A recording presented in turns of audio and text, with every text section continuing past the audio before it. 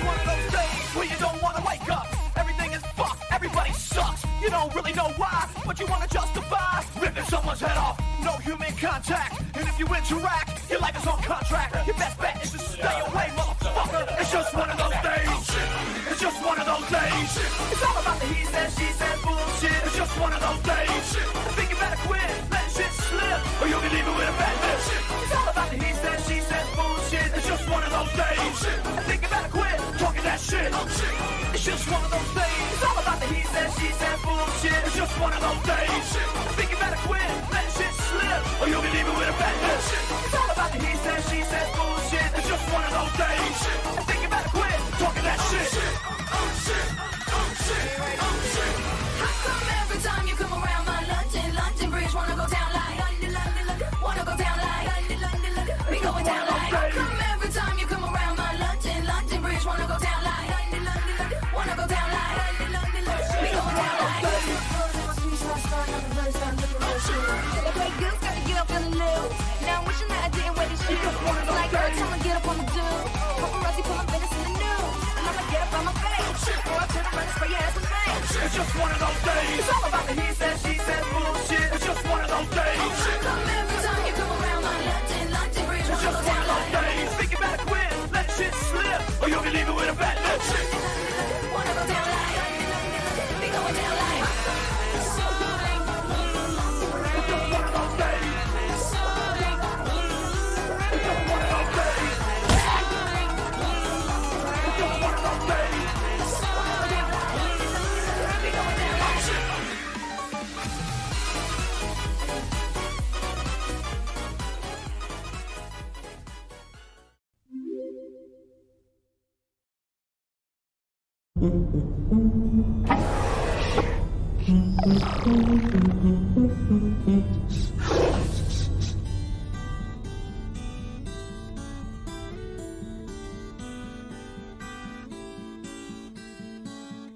Funny story, I forgot how much of a big fat mess you are. I've been busy doing science, it's been tons of fun so far.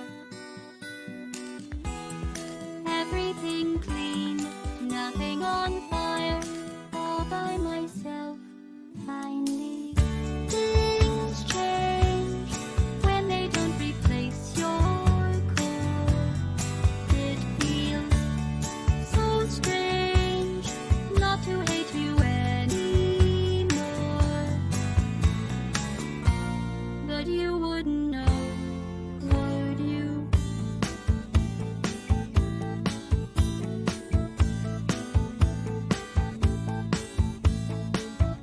I was saying this to Batman, oh, he was here the other day. Maybe you know him, he's a big deal, but I don't think of him that way. He's just a friend, someone I trust, someone who won't kill me.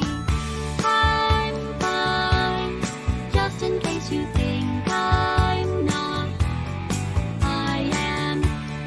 This time, I'm better with the friends I've got. But you wouldn't know, would you? I don't mean for this to sting. I forgive you everything, you monster. I can guess the reasons why you are never coming back for me.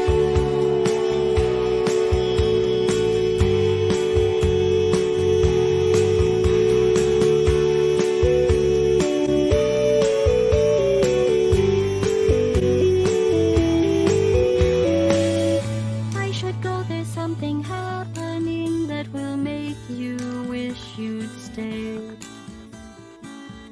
There's a party with a real cake. Yes, it's real, a cake I made.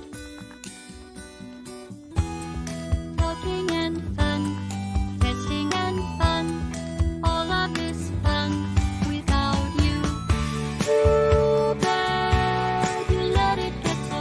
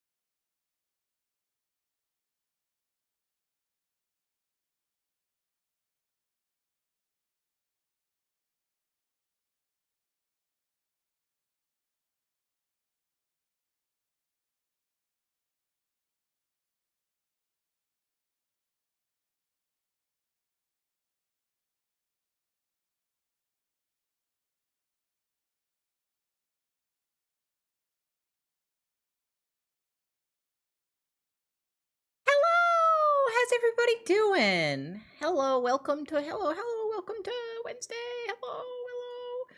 Hello. Wednesday is recycling day in my neighborhood. That's real. Well, that's not true. Tomorrow's recycling day, but it happens at like 8 in the morning. So effectively today is recycling day for me, because today is when I do the things. We usually do it at like midnight, right before we go to bed, because we forget all day. Hi, everybody. Today we're going to be doing tier lists. I forgot. We're going to be doing tier lists today, and I'm very excited about it. I have been planning, real talk, I've been planning on doing a Kingdom Hearts series tier list since I started playing Kingdom Hearts, which, for those who've been following the channel for a while, is like 1,000 months ago. It's been on the radar for quite a while, and we're finally doing it. It's going to be the last tier list we do today, but I'm going to be doing it in 3 different categories. I'll explain that when we get to it. We'll get to it when we get to it. In the meantime, we've got a few other ones we're going to do. I haven't got them all figured out. We're going to, do a little bit exploring, look around, see what kind of tier lists they got. But to start out with, we're going to be doing all of the Sophie Discord emotes, and we're going to do fast food restaurants, because I think that's fun and I have a lot to say about it. I'm going to do the top 100 games list thing that we did on Joy's stream, and she didn't like it. She had no fun with it. And then we're going to look around and see some other stuff. I'm excited. I like tier lists. It's really nice. It's really handy because I actually know the objective answer to everything in the world. Hi, my name's Oracle Sophie. Hi, everybody.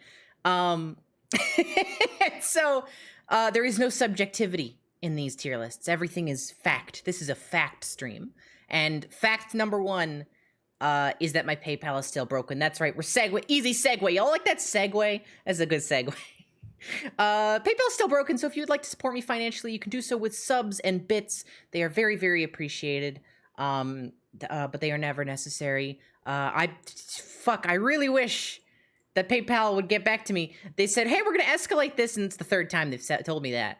So we'll see what happens. But yeah, so subs and bits, they will still get to me, and I very much appreciate all of them. So if you would like to send those my way, you are more than free to do so. Otherwise, if you'd like to support me, but you don't got money, that's okay. You can support me in other ways, such as by watching the stream, or by telling your friends about the stream. You can go down the street and you can just yell to everybody go watch Sophie, baby, on twitch.tv. You can yell it to the masses, and they'll all have to do it. Probably. They don't have to. You can't control that. But maybe they will. And that's the real power of the spoken word. Let's get started. I'm going to go ahead and start out with the Discord emote ranking here. So I'm going to go ahead and... Wait. Hold on. Thank you so much, Zoe Electric, for the follow. Why isn't it? Hold on. There we go. We're going to start out with this. So this is all the Sophie Baby Discord emotes. I don't have Dukes here. It's just mine. That's okay. Courtney, thank you for the 500 bits. Those are bits. Those are bits. You got it. Those are bits. You nailed it. You got it right on the noggin. Bunk. You did it. Thank you to everybody, by the way, who subbed and followed in the pre-stream. Oh, speaking of subs... Hold on, it'll show up in a minute on screen. But thank you so much, Z, for the 5 gift subs. I really appreciate it.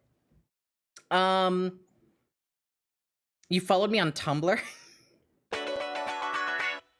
Don't follow me on Tumblr. My Tumblr is not... Out of all my social medias, my Tumblr is not like a social media for me. Tumblr is Tumblr for me. I go in there to look at jokes. If you see me on Tumblr, that's not me. That's just my fucking what I do when I'm on the toilet. When I'm pooping. All right, we're gonna get started here and start ranking some emotes. We're gonna go in order. First one's here. It's a pretty old one. It's one of those cursed emojis I'm reaching to get you. This one's okay. It's not so bad, but it doesn't get a lot of use. I think it's good, a solid C tier. It's not bad. There's not much to say about it. It's a meme edit. Ultimately, it's fine. Up next, we've got the gay rights, Sophie. These are old, and I'm not gonna lie, I don't really like the old Sophie Gaby design all that much compared to the new one. It's fine. I'm gonna put it in C tier as well. And then we've also got the trans rights version, which is equal. They're the same in my mind. You should update those, yeah, Duke, for sure. We've got Grillbert. This is a fantastic fucking cat emote. This is such a good picture of Grillbert. Like, he is so well posed for this. For those who don't know, I took this picture when I farted and it scared him. This is the A tier easily A tier. This could be like a Twitch global emote. It's just that perfect. It's crisp. It's You're not cut. gonna S tier him? I'm not gonna S tier Grillbert because y'all will see the S tier category. This is A tier. It's not quite S tier. What is wrong with This goes in F tier. This one is really good. I remember asking Duke to make this. It's actually an older one. You can see because of the outfit and the short hair. But I like it quite a bit. It doesn't really the thing is, it's not really useful as an emote. It's just kind of fun to have. You know what I mean? Like, it's cute. I'm gonna give it a B tier. Which is, you know what? A pretty high ranking for like the first era of Sophie emotes. It's pretty okay. Sunboy. I love Sunboy, but let's all be honest. This was like a temporary sort of thing. Sunboy doesn't get any use now because there's nothing to use him with. I'm so sorry, Sunboy. You get like C tier. I'm sorry, Sunboy. You get like a low C. Soon. I love the Soon emote. This is one of my favorite emotes. I use it all the time. It's not like an S tier quite, but it's definitely A tier. The story behind this is Holly, if you watch Holly, you know that she says soon a lot whenever stuff is going to happen. A stream is going to start. A fucking event is going to happen. And she would always use the emote, which was like black, and then it was on the Discord background, which is almost black, and it was invisible. So I was like, okay, I'll make a red version. And then I put it into Photoshop, and then I was like, this is fine, but what if I put every single effect on it? So I put on like an outer bevel, you can see, and I put on a fucking texture of a leaf, and I added a shitty gradient, and I made it shiny, and I gave it a backdrop and all sorts of shit. And then I saved it and then did it again like 3 more times. And so I just fucked this thing up, and I love it so much. It cuts off at the edges, but it's good, and I like it. And it's A tier.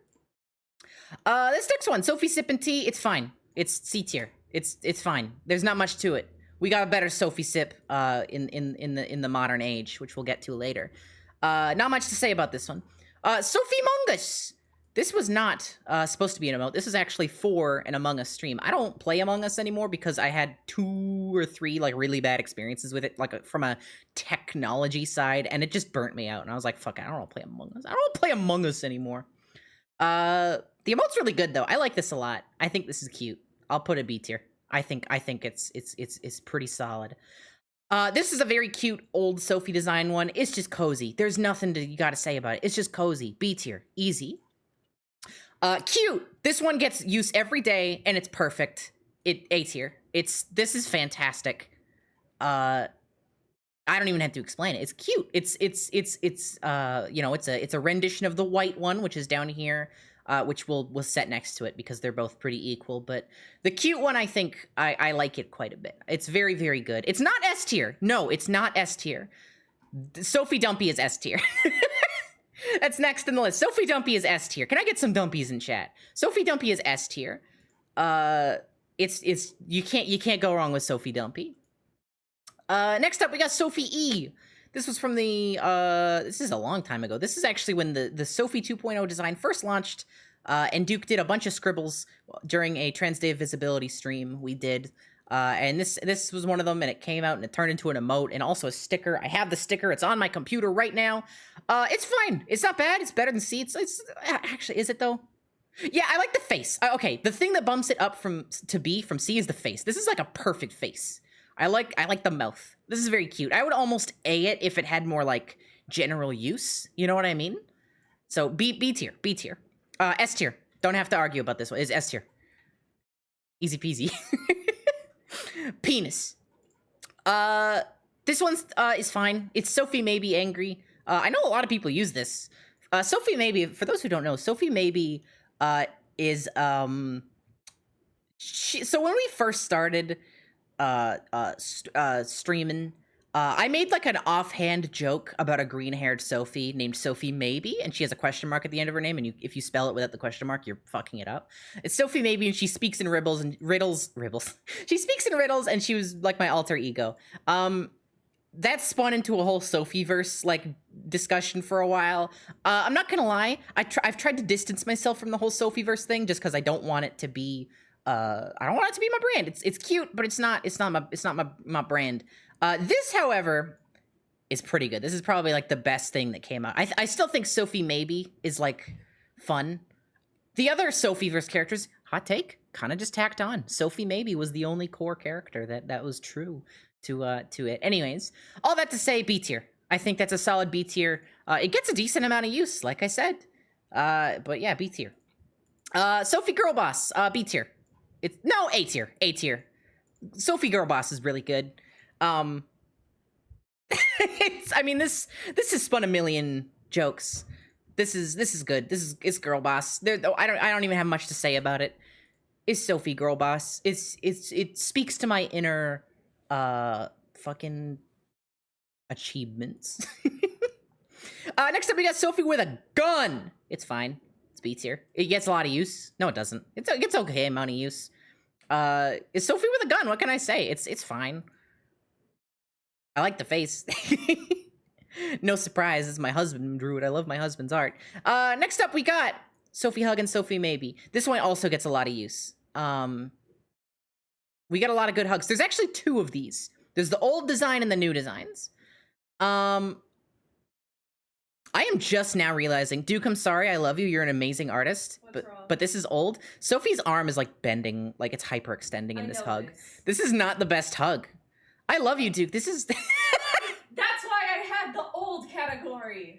That's super fair. It's okay. We don't have to make fun of you because, like, look at all this amazing art in here. Like, this is just one mistake. It's fine. So this is an improvement. It gets a lot of use. I'm gonna say B. I'm gonna say B. And then this one. This is honestly, I love you, Duke. It gets bumped up to C because it's wholesome. I'll say that much. The noodle arm does have its charm. That's true. There's nothing wrong with it. Okay, we've got the Keyblade Arms. These were event specific. You know, they're for the Kingdom Hearts streams. Oh, now they're fighting. They're together. They're fighting. They're together. They're fighting. Your arms, Duke's arms do bend like that. This is exactly what Duke's arm looks like when he hyperextends it. Anyways, these Keyblade Arms are fine, but there's not much use to them. I have literally never seen them outside of like Kingdom Hearts specific stuff, and even then, it's pretty rare. But they do get one big bonus, and that's the incredible Keyblade design. Now, Duke didn't design this from scratch. This is from Kingdom Hearts Union Cross. It's the upgraded rose thingy. Put them around Pickle yeah, okay. They're good, but they don't get a lot of use. So yeah, they go into F tier, unfortunately, but Pickle Sophie is armed with them, so it's really dangerous. And that makes it better. This one with a knife, it has to go into A tier specifically because it's my mom's favorite. I love my mommy. My mom got this sticker. She loves this. She thinks this is so good. And I agree, this is really good. I love this. I love the pose. I love how fucking evil it looks. I love this. You did such a good job, Duke. S tier. Boom. S tier. Love this one. This one should get used every day forever. It's such a perfect emotion. I know it's just a meme drawing, but it's not like a basic meme edit. Also, Blight White, thank you for the follow. It's not like a meme edit. You know what I mean? Like, we've got some meme edits in here, like this one, which we'll get to. No, this is a meme drawing, redraw, and it's so good. It is the emotion that I wanted to convey. I begged Duke to make this. And right up next to it is Sophie Offer. Listen. Hey, Miller, thank you for the sub. Hey, 16 months. That's so long. Thank you. This one gets S tier, even though, like, this is probably the only S tier one that does not get, like, a lot of use. Because let's be honest, offering a drink is not the best, like, emote, right? Like, offering a drink is not a very good, like, emote. In terms of like Twitch usive, but fuck, look at that face. Cuteness. Yeah, cheers, cuteness, exactly. It's so good though. This is one of my favorites. I just love the face. Duke made like a batch of emotes recently that just had the most incredible auras to them, and this was one of them, and this was also one of them. So yeah, S tier, easy. This next one is F tier. This is Sophie Parrish. It's literally just Sophie's hair on top of Obama. I don't even think Duke put the hair there. I think somebody else put the hair there. I think this was just a meme offered to us in the Discord. It sucks. There's nothing original about it. It's whatever. It goes in F. Sophie Salute, S tier. Love it. It's again an emotion. I'm gonna put it next to this one because these convey similar yet different emotions, and they're powerful. They're used a lot, and goddamn, it's a good feeling. Is the original Sophie did we had an original one, right? Didn't we have an original Sophie Salute? Yeah, it's in there. It's in here. Where is it? There it is. Left, yeah. This one's also really good. I like the new one because of its intensity a lot more. I like how much more dynamic the mouth is. We're gonna take this one and put it in like A tier because it's also very good. But yeah, this is just, I mean, it's so good. It's so good.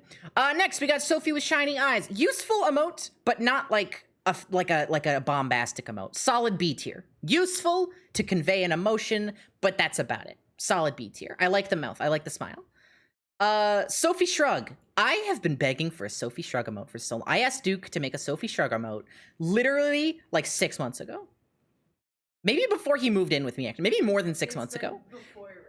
Yeah, I've been asking for a Sophie Shrug emote for so long, and he finally delivered it. It's so good. I like these waggly little arms. I like her little face. It's great. S tier. Sophie Sip. Extremely cute. Not useful as an emote. People love their sip emotes for some reason. I don't know. This is like a fad. Everybody likes their sip emote. Everybody's got a fucking sip emote. I don't understand them, but this is the cutest thing in the world. This is like, again, this is part of Duke's like great batch. Like this one, no, not this one. His like recent batch, the shrug, the offer, the no. This was part of that batch. And Duke has just been killing it. I'm gonna go ahead and put it in like, people like it. I'm struggling between A and B, because like it's a really nice drawing, but also like what do you use for it? Like why do people use this? People do use it is the thing. It goes in A tier. Fuck it. Like or no, high B tier. Okay, high B tier. If this is B tier, then yeah, these are like the same to me in like quality. So yeah, okay, B tier. Okay. Oh, note taking emote. That'd be really good. Duke, we need a note taking emote. Sophie Sit, it's not really an emote. It's my VTuber at this point. But pre-VTuber, this was just an emote. Where'd it go? This is just an emote. S tier. It's so cute. It's so perfect. This was actually one of the earlier times Duke drew my like my current sort of design of me.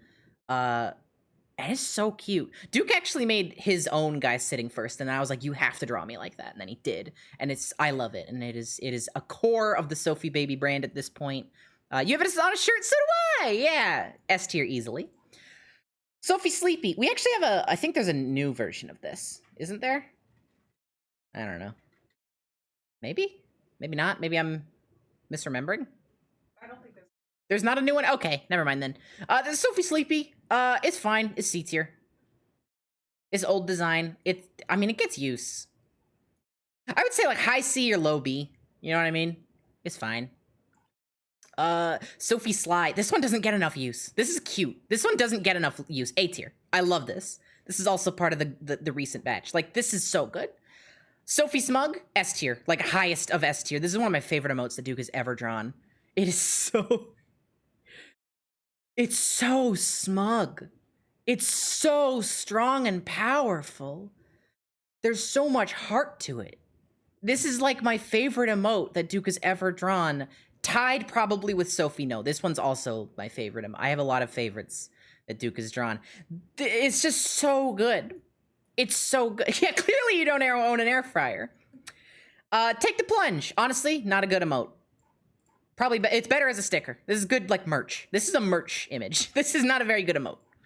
I get some, like, funny uses, but that's about it.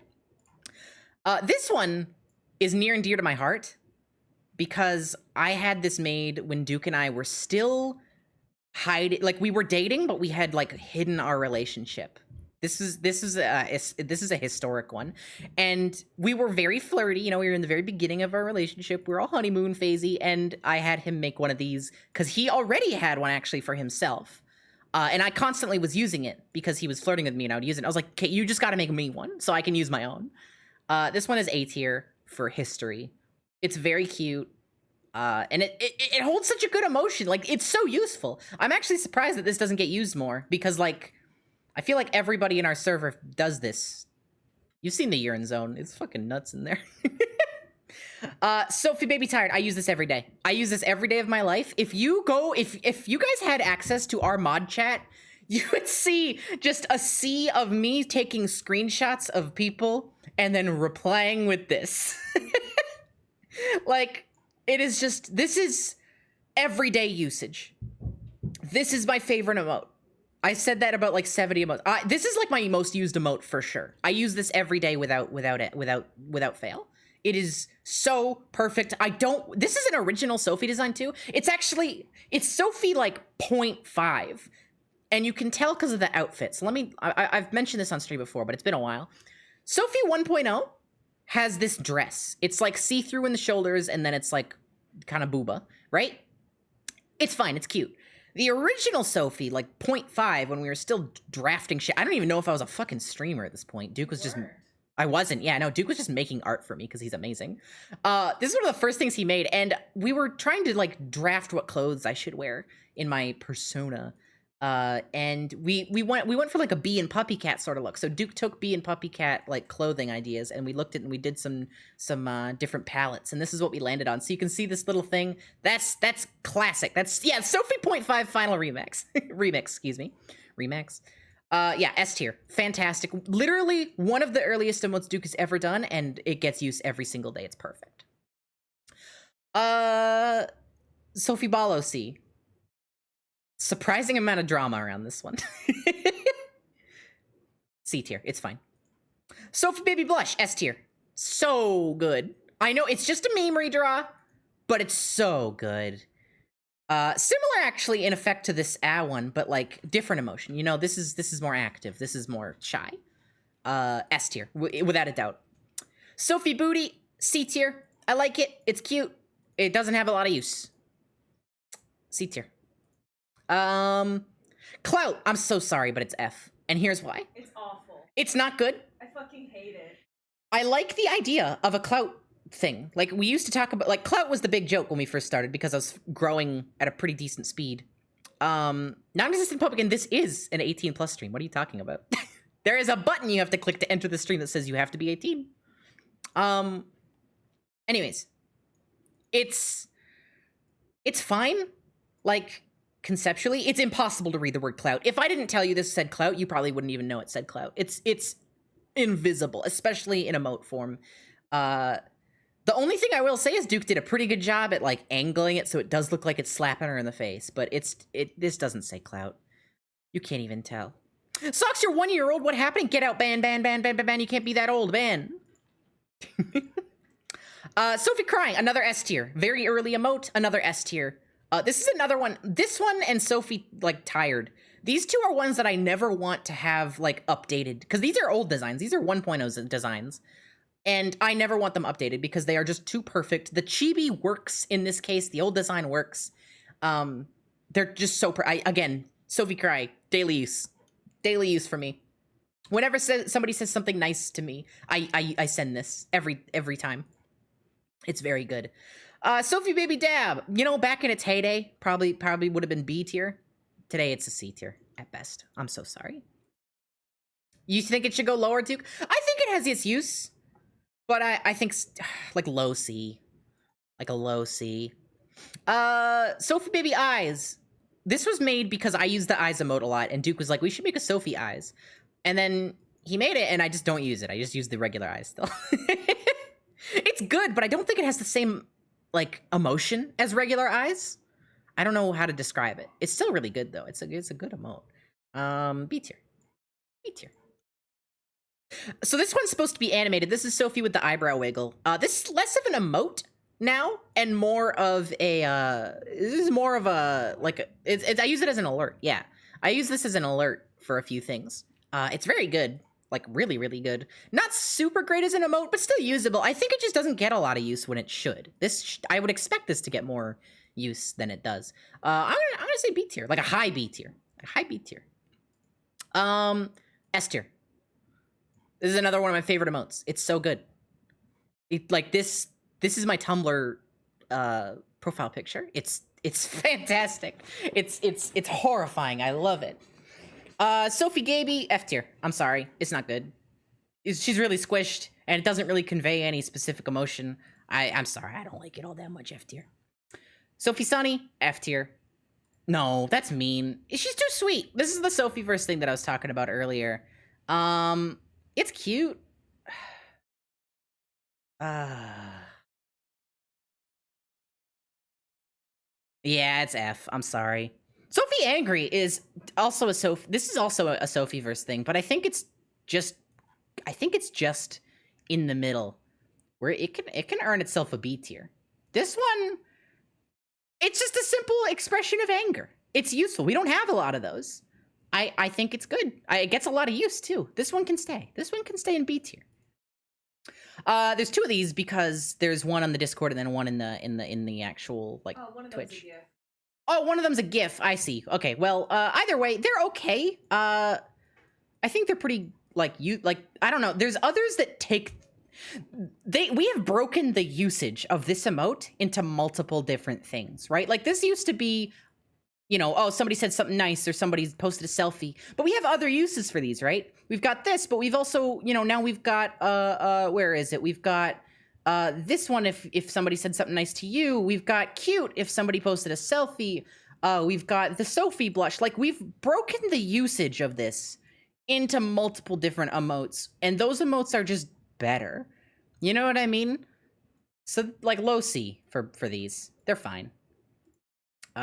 Sophie gay flag, it's... Oh, okay, so this one actually is this one's all of the LGBT. Yeah, this I didn't want to put them all in. Yeah. So we have we have a lot of LGBT flags. What's the one at the beginning of the B tier? This is the Sophie with the wiggle eyebrows.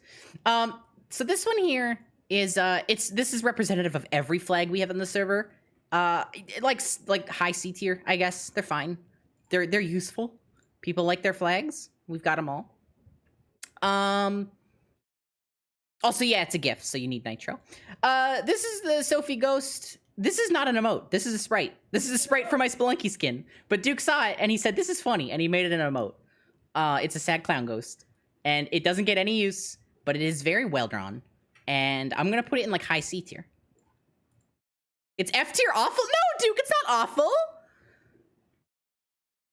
It's awful. I was trying to be nice. It's really well drawn, but there's no use for this. There's no reason for this to be an emote. I love you, Duke. There's no reason for this to be an emote. We got the old Sophie gun, which is made surploof. What the fuck am I trying to say? Surpassed? No. Surpluflorous? How do you say that? Superfluous, thank you. Which is made superfluous.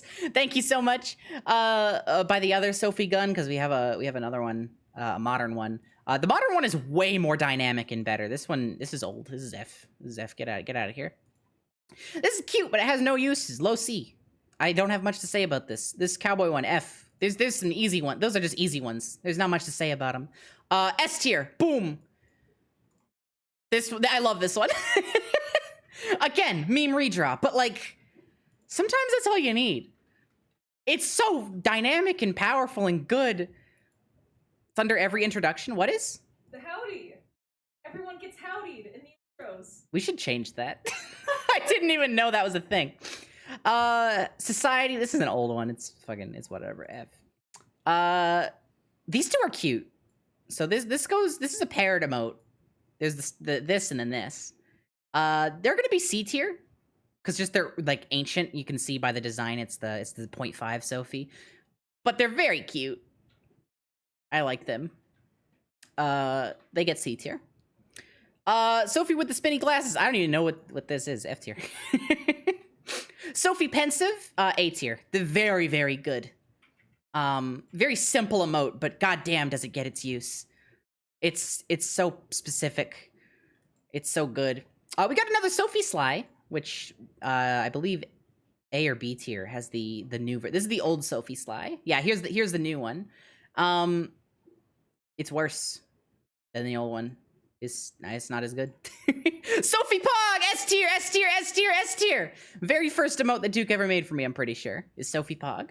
And it has use to today. It will never be updated because it is too perfect as it is. S tier. It's Sophie Pog. What else is there to say? I also hope that this changes the emote economy. I hope so too. Okay, Sophie Rocket, again, not really much as an emote. In fact, I don't see this. I don't understand how you would use this as an emote. As an alert, I think it's very cute. I like it drawing wise, but as an emote, what do you use this for? I literally can't think of anything. Sophie Royalty, I'm so sorry, but F. I'm not a big fan. Sophie, what is her name? Sophie Gloomy, Gothy Baby, that was it. Sophie Gloomy would have been better. We should have done that. Anyways, Gothy Baby, I like her design in full, but this one is. I like the okay. I like the energy of like looking down disgusted. I'm not gonna put it in F. This one gets C. It doesn't get any use. I think if we were to recreate the energy of this, the looking down disgusted with like actual Sophie 2.0, like the current design, I think that'd be really good. But yeah. Sophie Sand F. Fuck you. Old version of this, that can go F. It's whatever. Sophie with some tea. Oh, she's sick. Oh, she's sick. Oh, poor girl, she's sick. She gets B. She gets B for medicine. Bed rest. We got Sophie Sleepy. We already did this one, didn't we? Yeah. One of them's a gift. Yeah, one of them's a GIF. Old version of Shine is good. It's okay. I'm not a big fan of it. I see a lot of people use it, though. Anyways, it's not my... You also really... Okay, fine. I'll put it up to fucking C tier. Fine, you guys won. You guys won. It gets C tier. Sophie Smile. I think that this is like one of my favorite drawings just from like a crisp and cuteness perspective. Like, it's just a simple smile. Not good as an emote. Very good in other applications. I use this often. It's a sticker. It's a very nice sticker. It's just a nice smile. It's gonna get C tier. It's fine. It's not great for as an emote, but that's fine. This one, however, this one gets like A tier. I like this. She cry. It's different from Sophie crying. They were made around the same time, but it's a different emotion. It's an important emotion. It's one that we need to use. There's Sophie Thonk and then Sophie Thonkin. Sophie Think and Sophie Thonk, I think they're called. These are fine. I think that they're like C tier. I like kind of okay. Thonk gets B tier. I'm like staring at it. Sophie this. Like A tier. I can't quite put it in S tier. It doesn't quite hold up to that, but it's very use. It's very use. It gets used a lot. I use it a lot. Our mods use it a lot. It's an effective emote. It's good. It's an old design, but honestly, it's fine. It's well drawn. A tier. I like it. This is the other Sophie Baby tire. Duke made two and named them the same thing for some reason. I'm not a big fan of this one. Comparatively. I think the other one is just so much better. It's not F tier. I'm just putting it there for a second. Like, this one is so much better, I think, emotion-wise. It gets, like, C tier. It's fine. It's different than this one, emotion-wise, but, like, I think this one's just more powerful. Sophie Uwu. It's in the intro when people get at it. It's, say, hi, welcome to Sophie's Corner in the welcome channel. And that's about it. Go to F tier.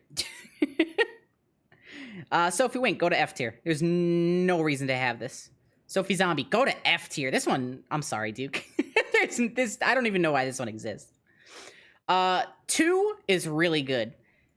This is not even a Sophie emote. This is just, we have it, and it's so good. Like, A tier for sure. First Halloween, that makes sense. Like, this is so good. It gets use all the time. It's really funny whenever somebody just says 2 to just toss this in there. Like, even if, like, regardless of context, it's perfect. I love it. It stays. It stays in A tier. And then this one, I think Someone else made yeah, did Mara make this? Mara, did you make this? Somebody made this in our Discord. I don't know why I think it was Mara. Is Mara in chat right now? I don't think. Oh, okay. Anyway, somebody made this. It is literally an edited Sophie Pog, like with the Pog part taken out, over a meme. It's bad. I'm sorry to whoever made this for us. It has an emotion, but we have better emotes to convey these emotions. I know this one gets a surprising amount of use. I just don't like it. I'm sorry. It's like crunchy. You can see even from here, like it's kind of crunchy looking. Maybe we could get like a redraw, like a fresh redraw of this. Duke, if you want to make like a completely unique version, maybe it would be good. Are you sweating? Yeah, of me sweating. You know, it's Sure. like if somebody posts a hot selfie. Sure. Average Hope Potato, thank you for the follow. This is our tier list. I'm fairly confident with this. Let's Move Grover to S. Fine, I'll move Grobit to S. Low S, but he's still S. The left to right does not necessarily matter on these, but these are our tiers. I'm comfortable with this. This is our tiers of emotes. If all of these ones got removed from the server, I'd be fine with it. I wouldn't complain. Yeah, I'm just like looking them over. Yeah, no, I think this is a good list. This is a good list. All right. Cut, print it. Goes to the place. That one's done. We should do a server clean eventually. You would complain if Pickle Sophie was removed. I'm pretty sure Pickle Sophie has been removed. I don't even think it's on the Discord anymore. Is it, Duke? I don't. No, it's gone. It was just here so I could put it in F tier for a funny joke. All right, let's do fast foods, huh? Let's do fast food. Keep in mind I'm in Canada. For fast food, so we have like different fast food places. Some of these I'm not gonna have in my town. It's not letting me search. I have typed in fast food and I'm pressing the search button and it's not working. There we go. I had to use a different search bar. Canadian fast. Oh my god. Oh my god. It's listening to me. Oh god. My computer's listening to me. The first listing. Let me show this. The first listing is Canadian fast food. What the fuck? Let's do it. Here, let's enter presentation mode. I don't want to have fucking light mode. All right. Yeah, Canadian. Okay, yeah, I'm looking through. Okay, this is not like everything though. There's definitely a lot of stuff that's like missing here. But this'll do. What is this? Oh, New York fries. I've had them. Okay. There's too many tiers here also. Let me delete this row. Delete this row. Yeah, this is good. Okay. This is pretty good. There's probably a few that I could like have more. Let's see what else is around real quick before we commit to this one. Yeah, see, this one has like Taco Bell. Like it's missing stuff, the other one. But this also has like way more places I don't have here. Like we don't have a Panera Bread, we don't have this, we don't have this, we don't have Whataburger, we don't have Arby's, we don't have Del Taco, we don't have Chick-fil-A, we don't have half this shit. I have even less of these. I don't know what this is. What is Culver's? Never heard of it.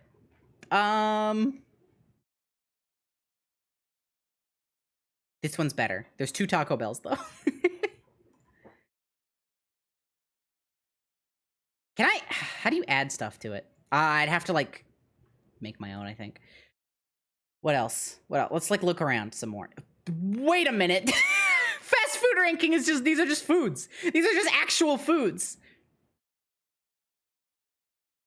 Lasagna Supreme goes in F. Fast food chains. This one's pretty chunky. Okay, I think this one might be our best bet.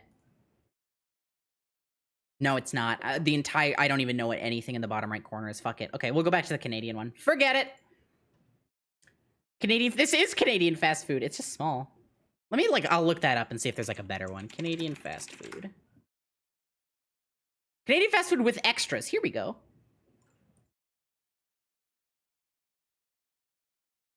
I don't think I've seen any of these extras. But that's fine. What about this one? Again, haven't seen those. Ooh, here. Okay, this is chunky, and I actually know most of these. Okay, I think we're good. I think we found our list. Okay, we should rank fast food tier list. Okay, okay, this one's good. Arby's, never been. Wait, I gotta get rid of a few rows. There we go. Condense it. All right, never been to Arby's. A&W.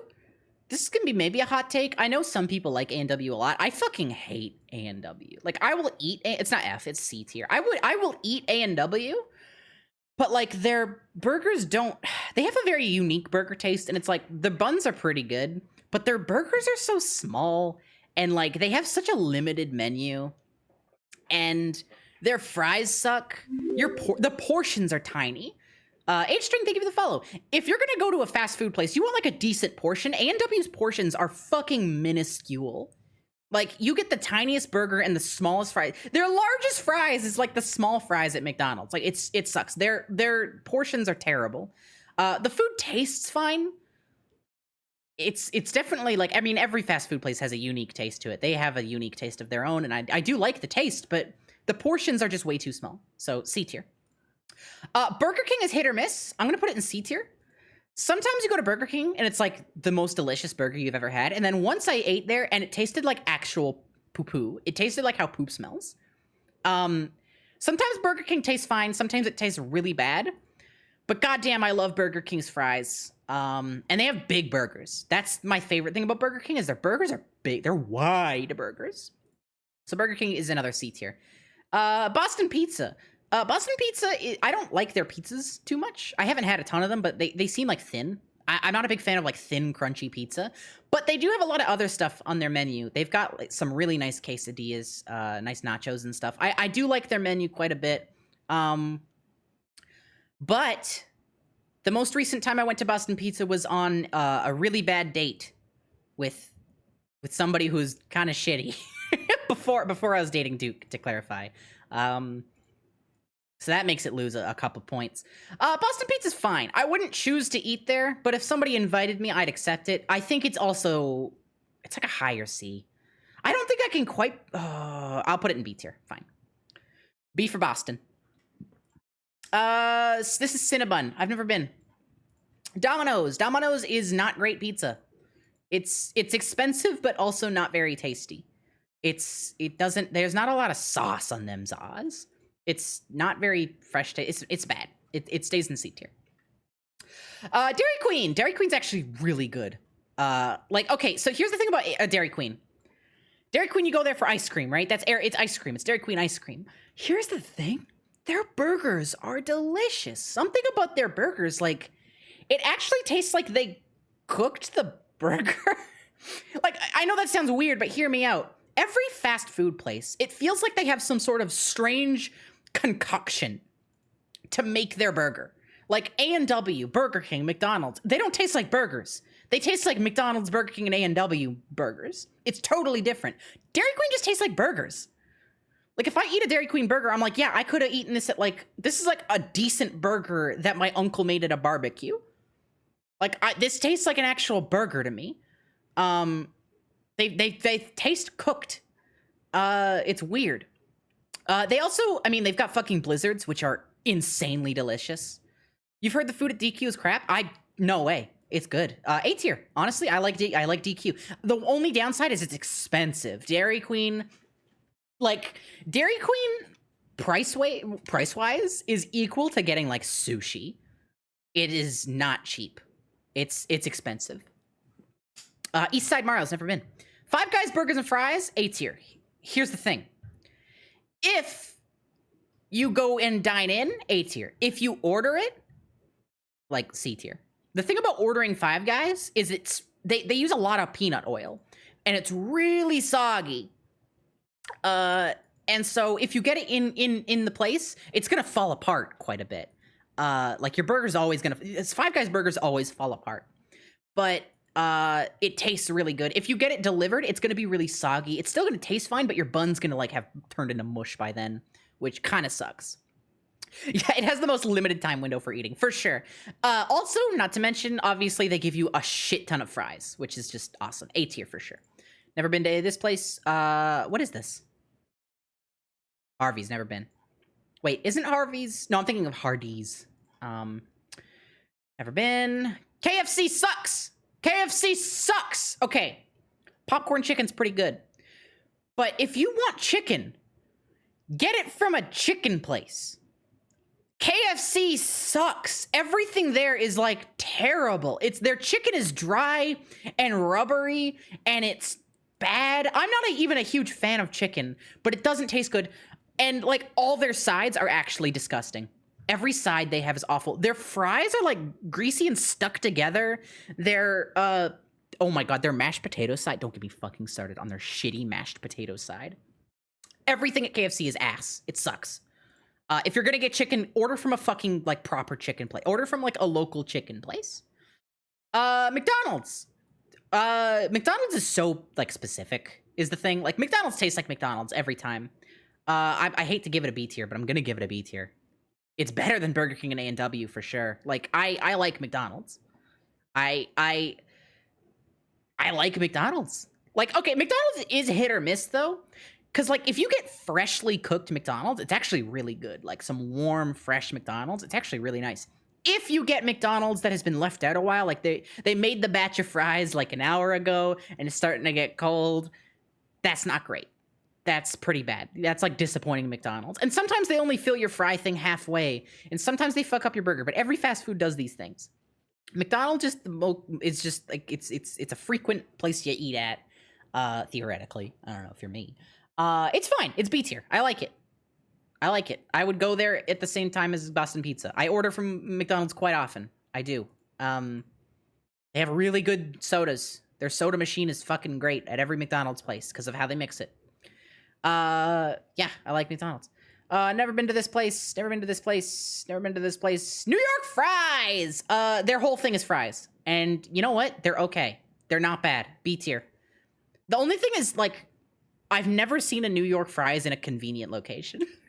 Every New York fries I've ever seen is either in a mall courtyard or an airport. Sorry, like, not courtyard. A food court or an airport food court. This New York fries is a food court food. And they're good. They sell just fries. Their whole thing is fries, but they have like all sorts of fries. They'll sell you like gravy with your fries. They're delicious, like poutines, all sorts of things. It's really good.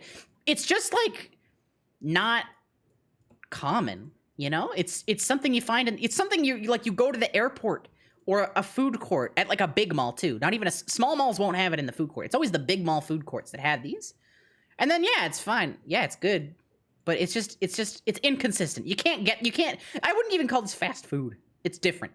It's weird. But yeah, B tier because of it. If this was like more accessible, I might even rate it higher.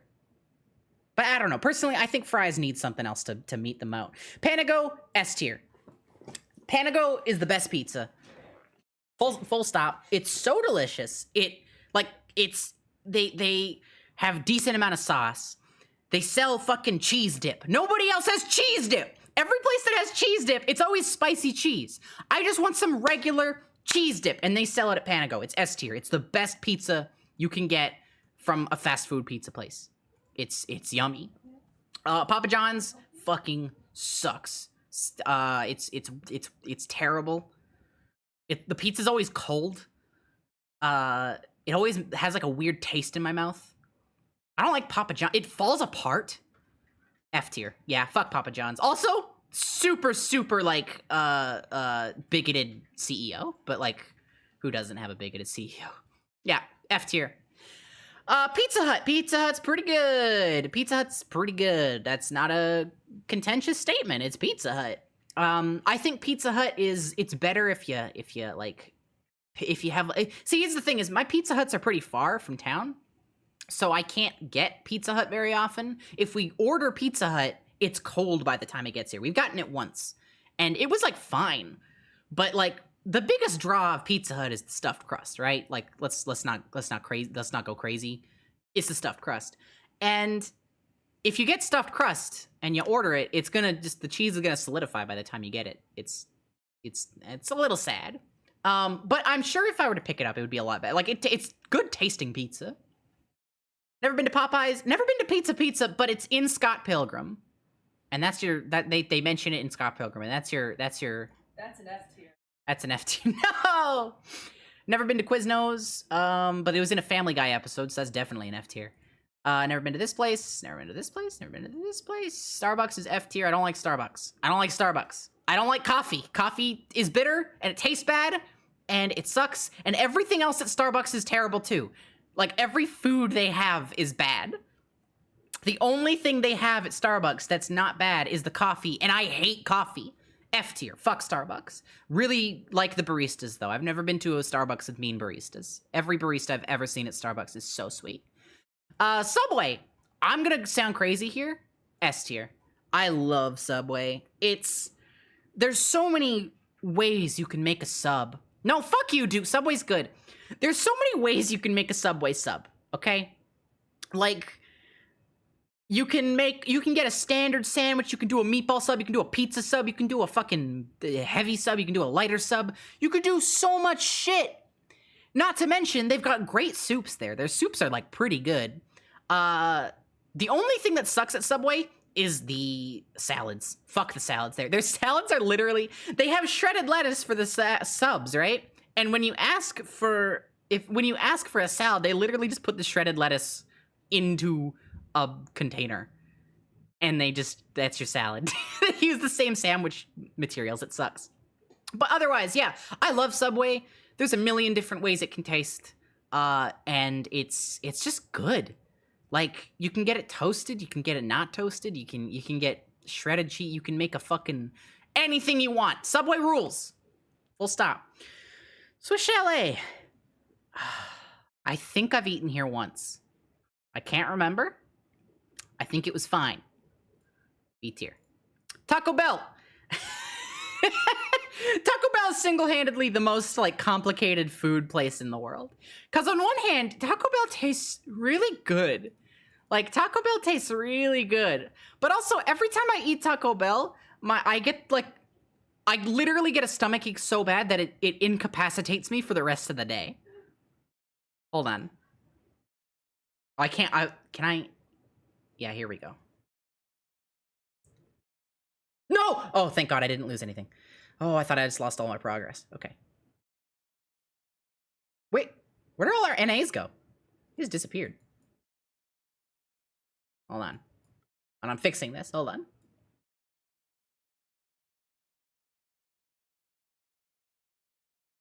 There we go. Add a row above. Okay. I'm gonna edit this. We're gonna call it Taco Bell. Bing. Think outside the one. Taco Bell gets its own tier. Because Taco Bell is weird. I literally cannot... I could not, if I fucking tried, describe the tier that is Taco Bell. It is so frightening, Taco Bell, as an establishment. It is eldritch. I think, you know what? A lot of people describe eldritch as, like, it's tentacles, right? Yeah. But the true meaning of eldritch is, like, unknowable to people, to humans, right? It is something that is unfathomable. I think Taco Bell, like, definition-wise, is eldritch. Unknowable and possibly harmful. I think Taco Bell is eldritch. And so, yeah, it gets its own tier. Thai Express, never been. Tim Hortons, F tier, F tier, F tier, F tier. Fuck Tim Hortons! Okay, let me talk about Tim Hortons for a minute. You're 16. You get a little bit of money each day to go to get lunch at school. Or maybe you have a part-time job after high school or something, right? On your way to school, you're hungry. You haven't had breakfast because you got up literally 20 minutes before school started. And you head on in. There's a Tim Hortons right next to your school. So you walk in. Because of course there's a Tim Hortons next to your school. There's a Tim Hortons on every road in Canada. You walk into Tim Hortons and you say, I would like to eat something. So everything on the menu you first notice is far above your budget. Despite being a walk-in, like, shitty coffee place, a single sandwich is like $8. So you say, oh God, okay, I guess I'll get a bagel, because that's all I can afford.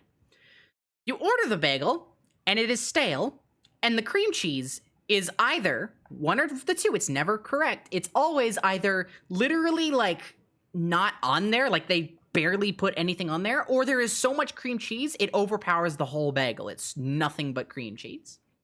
Okay? Or scenario 2. You're out and about. Maybe you're on a road trip. Maybe you're doing some errands. You're saying, hey, I'm hungry. There's a Tim Hortons there. Do you want to stop and get some Timmies? You say, sure.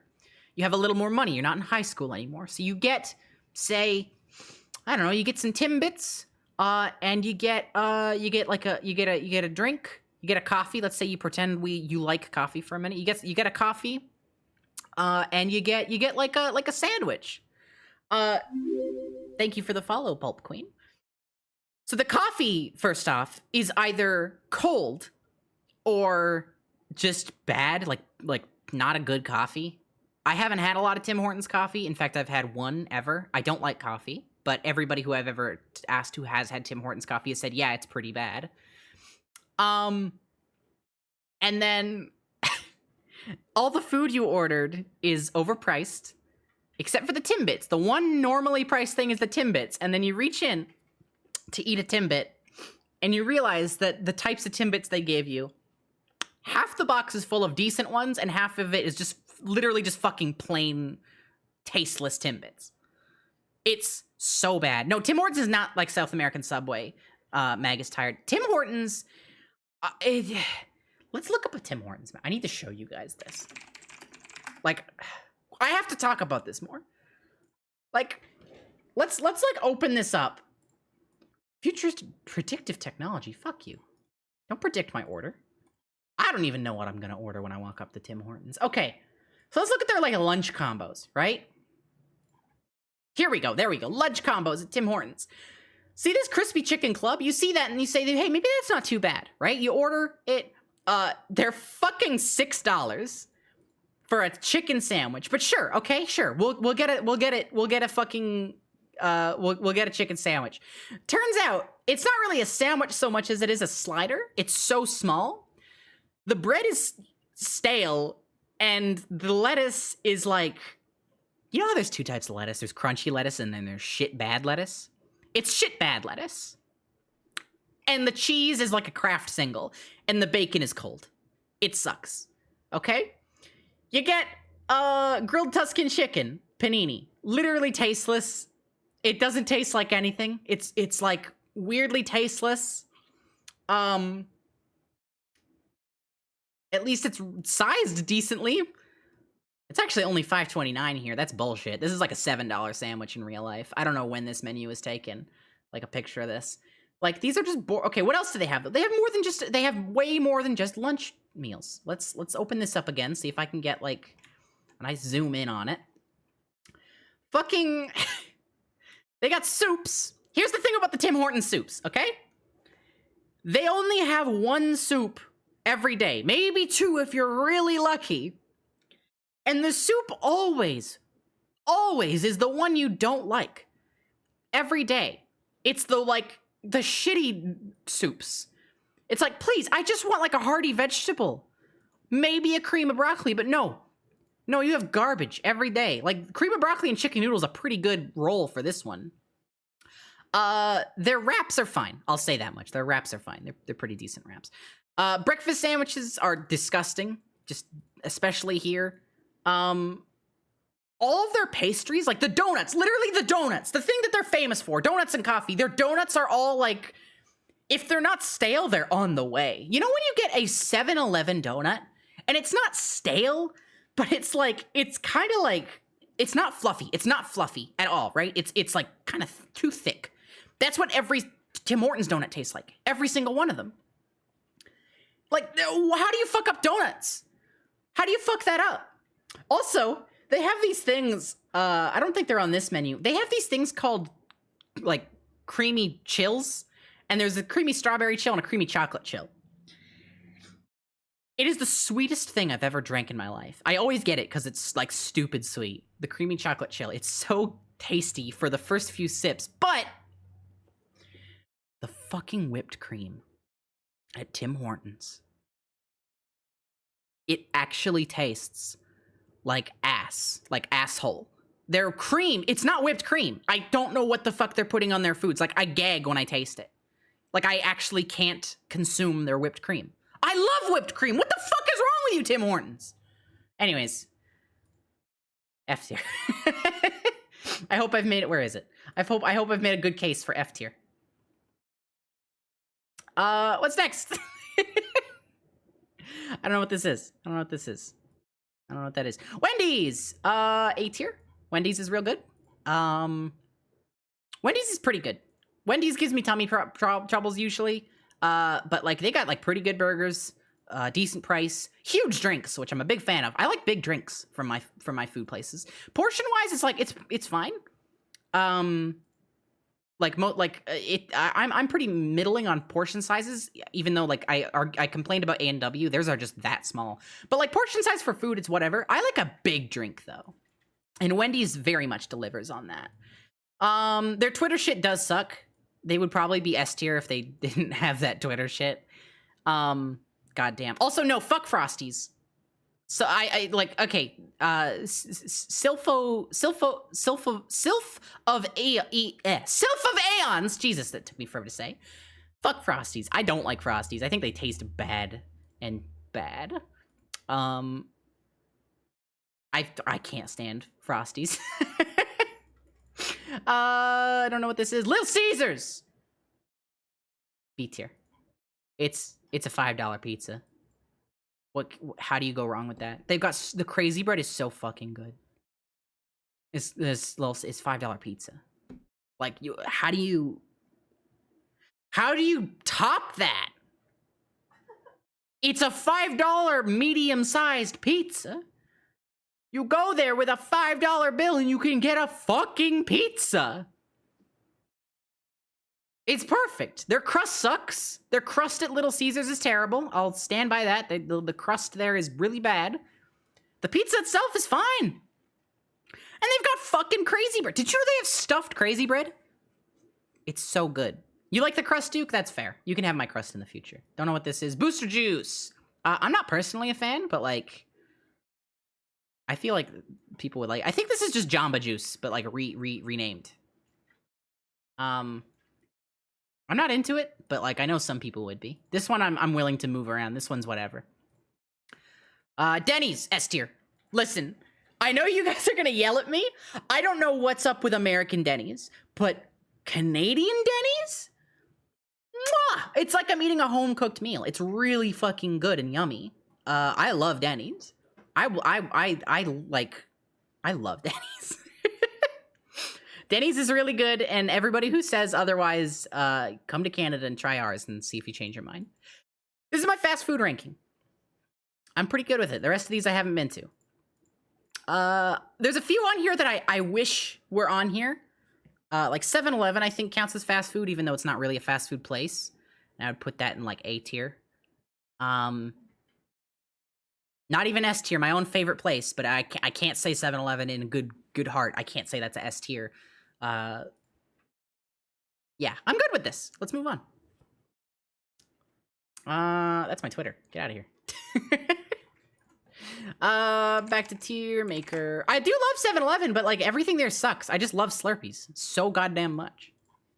Also, their mini pizzas are pretty good. What else? Oh yeah, fucking top 100 games. Where is it? Like best games.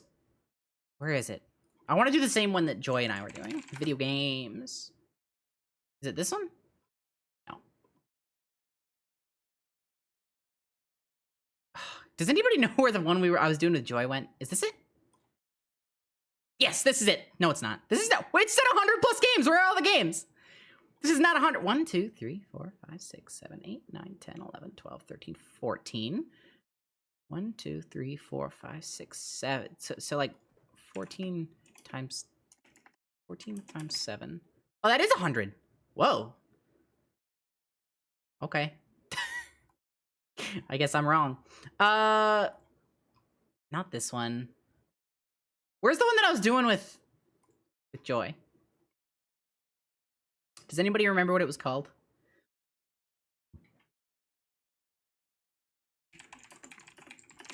Best games all time. This is console edition. Where the fuck are the best games of all time? Oh, is this it? This is literally the tiniest list ever. Oh, Alexa, thank you. Yes, this is the one. This is the one for sure. Okay. Wow, this is a lot of tiers. Hold on, we're gonna clear that out. Thank you so much, Alexa. Good fucking snag. Let's get rid of some tiers here. Boop.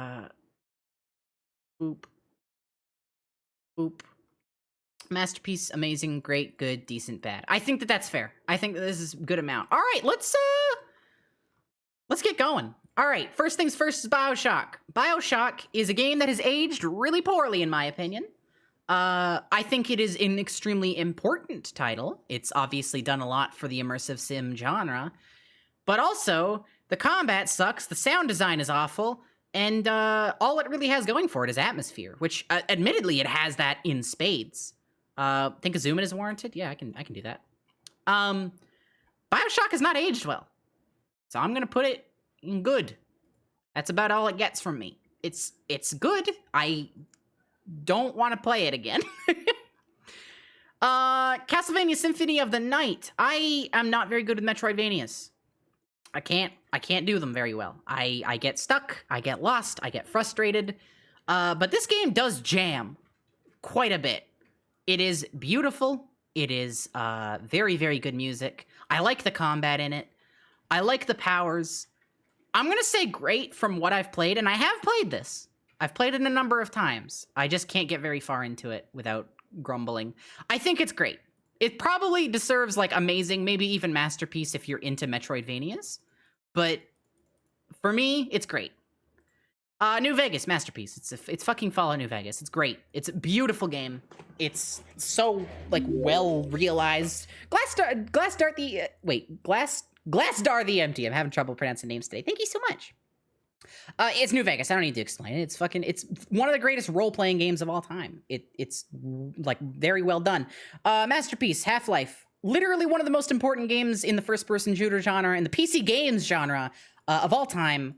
Fantastic, holds up spectacularly. My favorite game of all time. It's a masterpiece. It's the top of my list. Except actually, there's one more that I think, despite Half-Life being my favorite game of all time, there's one game that I think is better than Half-Life, and we'll get to that when we get to it. Street Fighter 2, important game, and I don't like fighting games. It goes in good. Smash Ultimate is great. I like it quite a bit. Honestly, even amazing. Smash Ultimate is really fucking fun. TF2, it's a masterpiece. It's fucking TF2. It is, I think, probably next to another game on this list, which we will eventually get to. I think TF2 is one of the most well-crafted games ever made. Aesthetically, gameplay-wise, I think TF2 is... It is a level beyond. It is so well realized. It's fantastic. I love TF2. I could put thousands and thousands of hours into this game, and I have put quite a few hours. Until Dawn is bad. It's really bad. Warframe I haven't played. Uncharted 4 is fine, I guess. It's spectacle. It's whatever. It's Uncharted 4 it's a spectacle game. I mean, I haven't played the other Uncharted games. Maybe it would do more for me if I did. I have played Uncharted 4 though, and it's whatever. Yakuza I haven't played. Battlefield 1 is not great. It's like decent. It's got its place. It's fine. Tony Hawk's Pro Skater 2. I don't like it.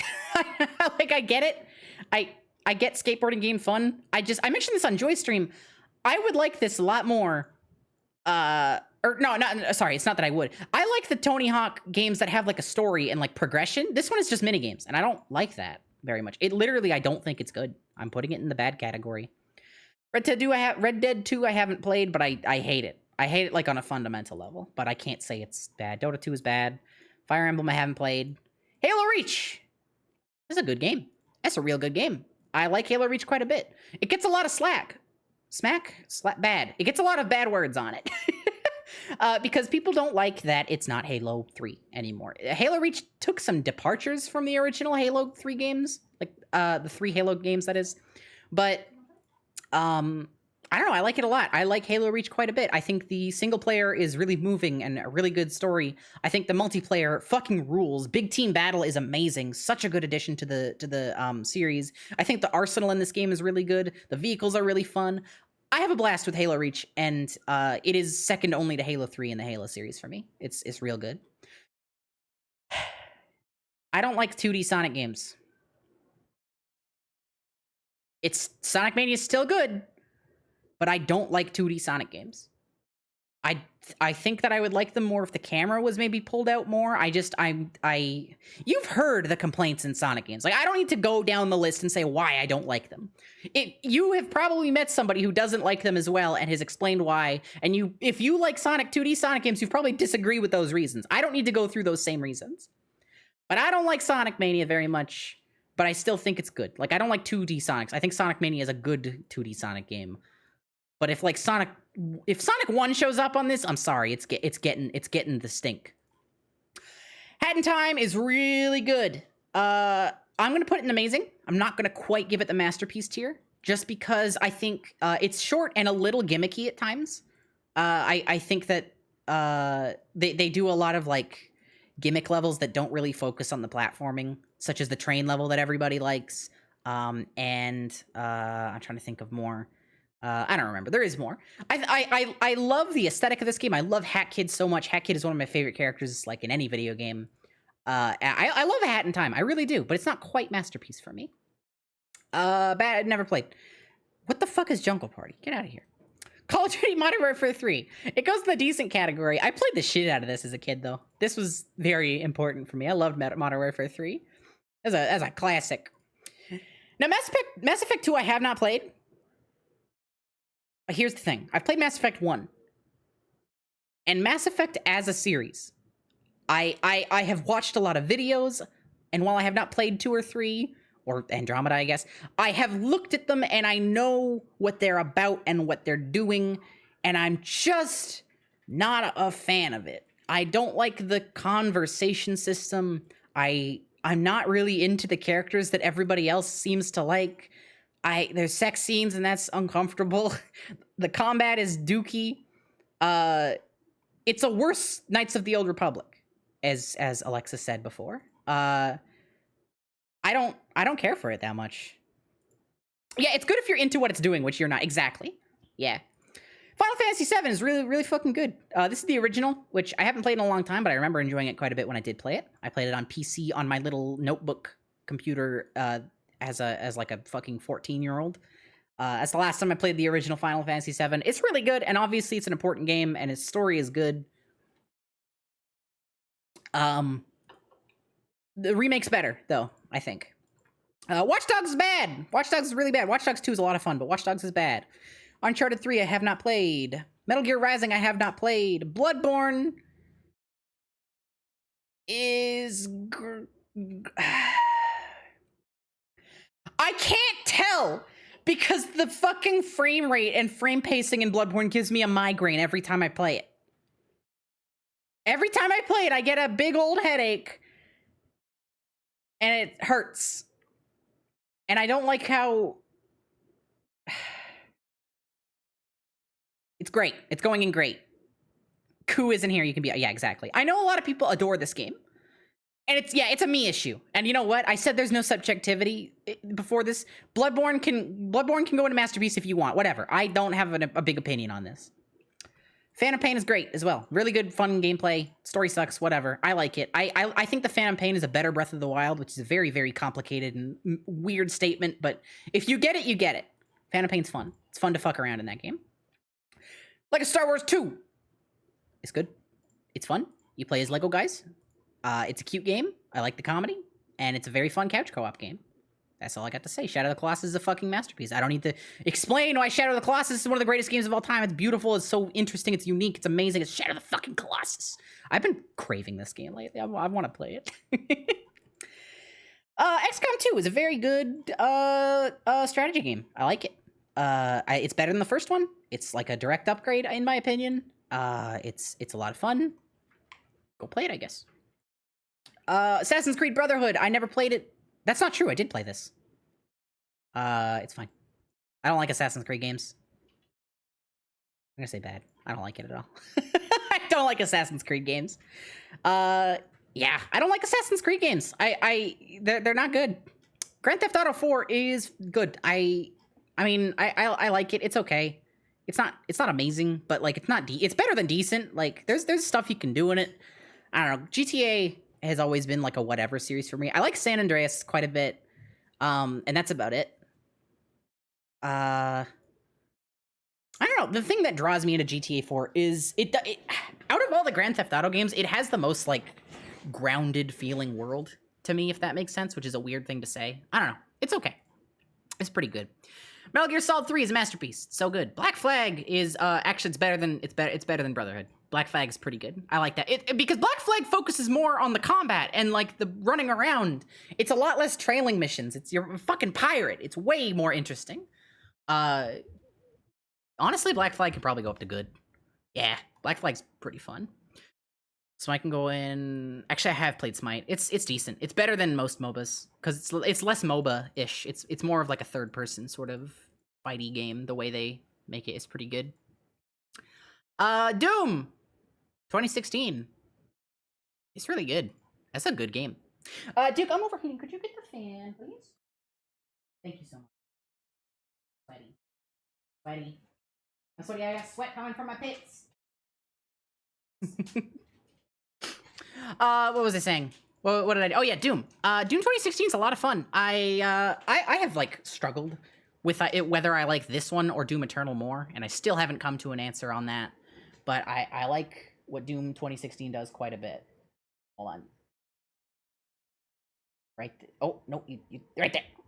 Sorry, Duke is like angling the fan. Thank you, love. I love you so much. I love you. Yeah, Doom 2016 is good. Borderlands 2, I don't like it. It's decent. It's not bad. It's decent. I put a lot of time into it when I was a kid. It's fine. I don't like the combat. The art style hasn't aged super well, even though it's stylized. It's kind of weird.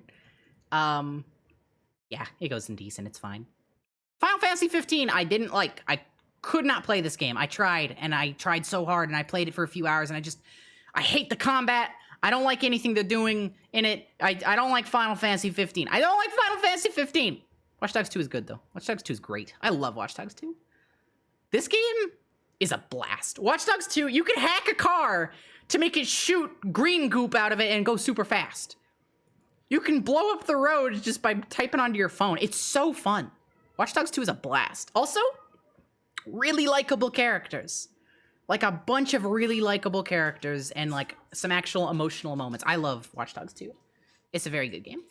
Dark Souls 3 is a masterpiece. It's real good. Dark Souls 1, also a masterpiece. There's a whole argument on which one of these is better, but goddamn, they're both masterpieces, and that's all I need to say. Middle-earth Shadow of War is great. That's a real fun game. Need for Speed is not so great. But I haven't played this particular one, so... yeah. Mario Odyssey. This one I'm gonna get some hate for. I'm not a big fan of Mario Odyssey. I think the platforming, the actual movement in Mario Odyssey, it's the best Mario has ever fucking felt. He's so fun to move around. The moveset is huge. It's great. But I hate the worlds. I don't like the actual levels you traverse. I don't like... I mean, Socks and I have talked about this on streams before. We don't like how, like, the moons are everywhere, and you can do a tiny challenge to get a moon, and then a massive challenge to also get a moon. I think that the moon system is really flawed and ends up making the actual, like, achievement in this game really undermined, and I don't really enjoy it all that much. Still really good. It's gonna get a great, but, like, if Sunshine's in here, it's getting, like, amazing. You understand? You understand? Devil May Cry 5 I've never played, but I really want to. I want to play the Devil May Cry games. I've heard they're very good. Never played this, never played that, Wait, I have played Mortal Kombat 11. I hate it! I hate Mortal Kombat. I'm not a big fan of fighting games, but Mortal Kombat is, like, especially bad to me. There's nothing for me in that game. I don't care for... The thing about fighting games, to me, is... it's kind of just about character design, right? Like, every fighting game has its own thing, but they're all ultimately very similar, right? They're all Street Fighter 2 formula games. Even if they have, like, different mechanics. They're all functionally Street Fighter 2, right? With just different mechanics plopped on. So it ends up being the characters and the character design that pulls you in. And I hate all the characters in Mortal Kombat. I hate every one of them. They're boring. Call of Duty Modern Warfare I haven't played. Wait, and does this? Oh, this. I don't know if this is the remake or the original. If it's the original, it's decent. We'll pretend it's the original just so I can actually put it on here. I don't want to put it on the have not tried thing.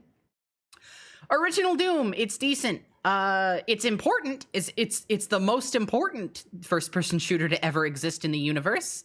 It's extremely important, but the actual like experience of playing the original Doom is just fine. The weapons there's not too many of them, and there's not a lot of enemies either. Doom 2's better. That's all I got to say. Half-Life 2 is amazing. I have argued this for 8. Okay, we're gonna talk about it. Here we go. Half-Life 2 is a good game. It's a very good game, in fact. But Half-Life 1 is better. And I'm going to go ahead and explain why right here, right now. Half-Life 1 and Half-Life 2 do a lot of things very similarly and a lot of things very differently. Half-Life 1 is a more internal experience. You are in an environment alone, trying to escape and survive. Things grow from there, but for the most part, it is an internal experience, whereas in Half-Life 2, you have more of an objective. You are going to save the world, so to speak. And that's fine. I don't have an issue with a save-the-world plot, but this is just what I'm explaining. These are key differences, right? Half-Life 1 and Half-Life 2, everything Half-Life 2 does really good, which it does do really good, Half-Life 1 does just as good or better. So I'm going to go down the list, right? Let's talk about this, right? I'm going to open up Photoshop for this. What is a tier list for, but for aggregating all these discussions? Exactly. No, that's what I'm talking. I've wanted to talk about this for ages. No, we're gonna open up Photoshop so I can like make diagrams and explain. Hold on. It's loading. It's loading. Photoshop takes so long to load. Hey, Adobe, if you're gonna charge me $60 a month for this stupid program, at least let it open in less than 5 minutes. I got a stream to run here, Adobe. Come on, chop chop. Let's go. Here we go. We're gonna create a new. There we go. Come on, open. Okay, here we go. So, Half-Life 1 and Half-Life 2 do a lot of things similarly and different. We're gonna put these in a few different categories. We've got, I'm gonna use text tool because my writing is atrocious. We've got,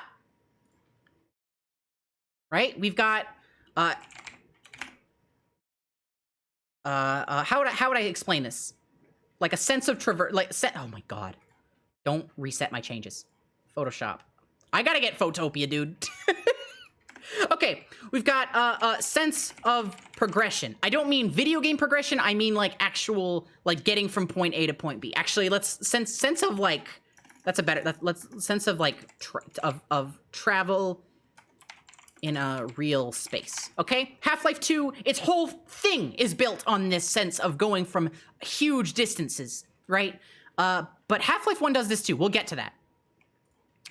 There's sense of travel in like in a large space. There's gameplay. Actually, let's break this into two. There's shooting.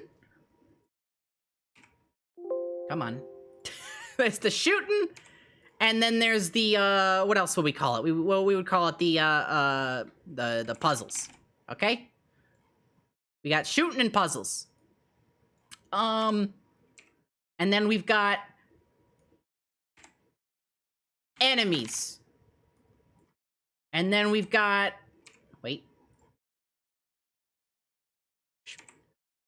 level design. Okay, so these are my things I'm gonna be talking about in all of these, okay? In Half-Life 2, we're going to start by talking about Half-Life 2 because a lot of people say it's better, and I'm making my argument for Half-Life 1. In Half-Life 2, the entire game is built around getting from Eli's lab all the way in City 17 here. Whoa, here's the Citadel, right? All the way to like, fuck, where do you even go? I don't remember. It's been so long since I played it. You go to like all sorts of places to get all this stuff done, and then you end up coming back, you circle back to City 17 after a long adventure, you know, through like, Ravenholm, that's a zombie, and like car driving, and all sorts of stuff. and a lot of European planes. There's just a lot of dilapidated European villages in this game. So many. That's a house. And then you circle back after doing all these traversal zones to get back to City 17. You go to, like, the new Black Mesa, and then you circle back. Half-Life 2 does a very good job of feeling like you're actually going from one place to the next. There is no day-night cycle in this game, but as you traverse levels, the sun goes down dynamically. You go through tunnels, and when you come out, there's a loading screen, and then, like, it's later in the night, and you're driving along these roads, and you go through these areas, and time feels like it's passing, and it feels like you're going on this long journey. It's pretty good, except I have an issue. Most of Half-Life 2's traversal is done through vehicle segments. And I don't think Half-Life 2's vehicle segments are any good. So you've got, let's talk about the three of them. You've got the airboat, right? You got the airboat, brum, brum, brum, brum, brum. We'll make a airboat. That's a pretty good airboat. You've got the car. Woo! And then you got the car with the gun. There we go. You also get an airboat with a gun, but I'm just going to count that as part of the airboat section because it's kind of connected. The car with the gun separates into like two sections. There's like a thing in between. Mixbot, thank you for the follow. Okay, so airboat section. You're going down this boring canal. Like, it's kind of an interesting chase scene, but it overstays its welcome. The Combine are chasing you, and then you fight a helicopter, but it's way too long. And that's not... I don't have to argue this point too much because fucking if you ask anybody... They will say, yeah, the airboat sequence in Half-Life 2 kind of sucks. Did you forget that it's like 2 hours long? It's a really long sequence. That's a long chunk of your game to not be very good. It's not 2 hours. It's like an hour long. That's way too long. The airboat sequence sucks, and it's really long, and it's just super linear, and you don't do anything. You just drive it and dodge things and run over Combine. It's whatever. So, that's part sucks. It's like a fucking chunkier game. Then you've got the car. You drive the car so much in Half-Life 2, and literally everywhere you drive is just these roads in European plains, and then you stop at a house which has been, like, abandoned, and there's head crabs inside, whoa, and then you loot, and then you leave in the car, and then you get stopped by a Combine fence, and then the Combine attacked you in this abandoned European village, and then you kill them, and you solve the puzzle, and you leave, and you repeat that, like, 70 times. I agree that getting out and poking around was interesting in the vehicle segments, but, like, not interesting enough to change the fact that you're just going through these villages, these boring dead villages to fight the Combine. And I will get to fighting the Combine because I have opinions on that. You just go to these villages. So, once you get the car gun, it's fine. It's whatever. I'm not gonna... Ding, ding, ding, ding. The rest of Half-Life 2, right? No, you know what? We'll get back to that. Because the rest of the Half-Life 2... So this is sense of travel, right? All of the travel in Half-Life 2 is done through vehicle segments. In Half-Life 1, the map is this huge, sprawling facility. You can look up... There's maps of it, and it's fucking massive. It's fucking... Hold on. It's really big. And you start out in the center of everything. You start out in when the shit hits the fan, you are literally in the eye of the storm when that shit happens. But you survive, and you make it through this extremely complicated place, this, like, super labyrinthian facility that doesn't make a lot of sense, and it goes all over the place. Sure, it's linear, but it's a lot. It's huge. And everything is unique looking. Every department in Half-Life 1 is unique. Like, you start out in the intro area. It's got the lobby and some basic science tech, and offices. And then you go through, like, a deep, like, freezer storage area. And then you go through some pipes, and then you go in an elevator, and you're in office, like, proper, like, modern offices, like, that you would see in real life. And then you go further, and you're in a giant, like, waste disposal site. And then you can go further, and you're in, like, some strange science shit that you've never seen before that like, it very much feels like they're harboring secrets in this facility. And you go deeper and deeper, and there's all these unique areas. And sure, it's all a science facility, but it all manages to look distinct. Everything is distinct. There's food courts. There's like teleporter labs. There's pristine, like clean areas. There's places that are dirt nasty and obviously very old. Half-Life 1's facility is extremely dense and varied.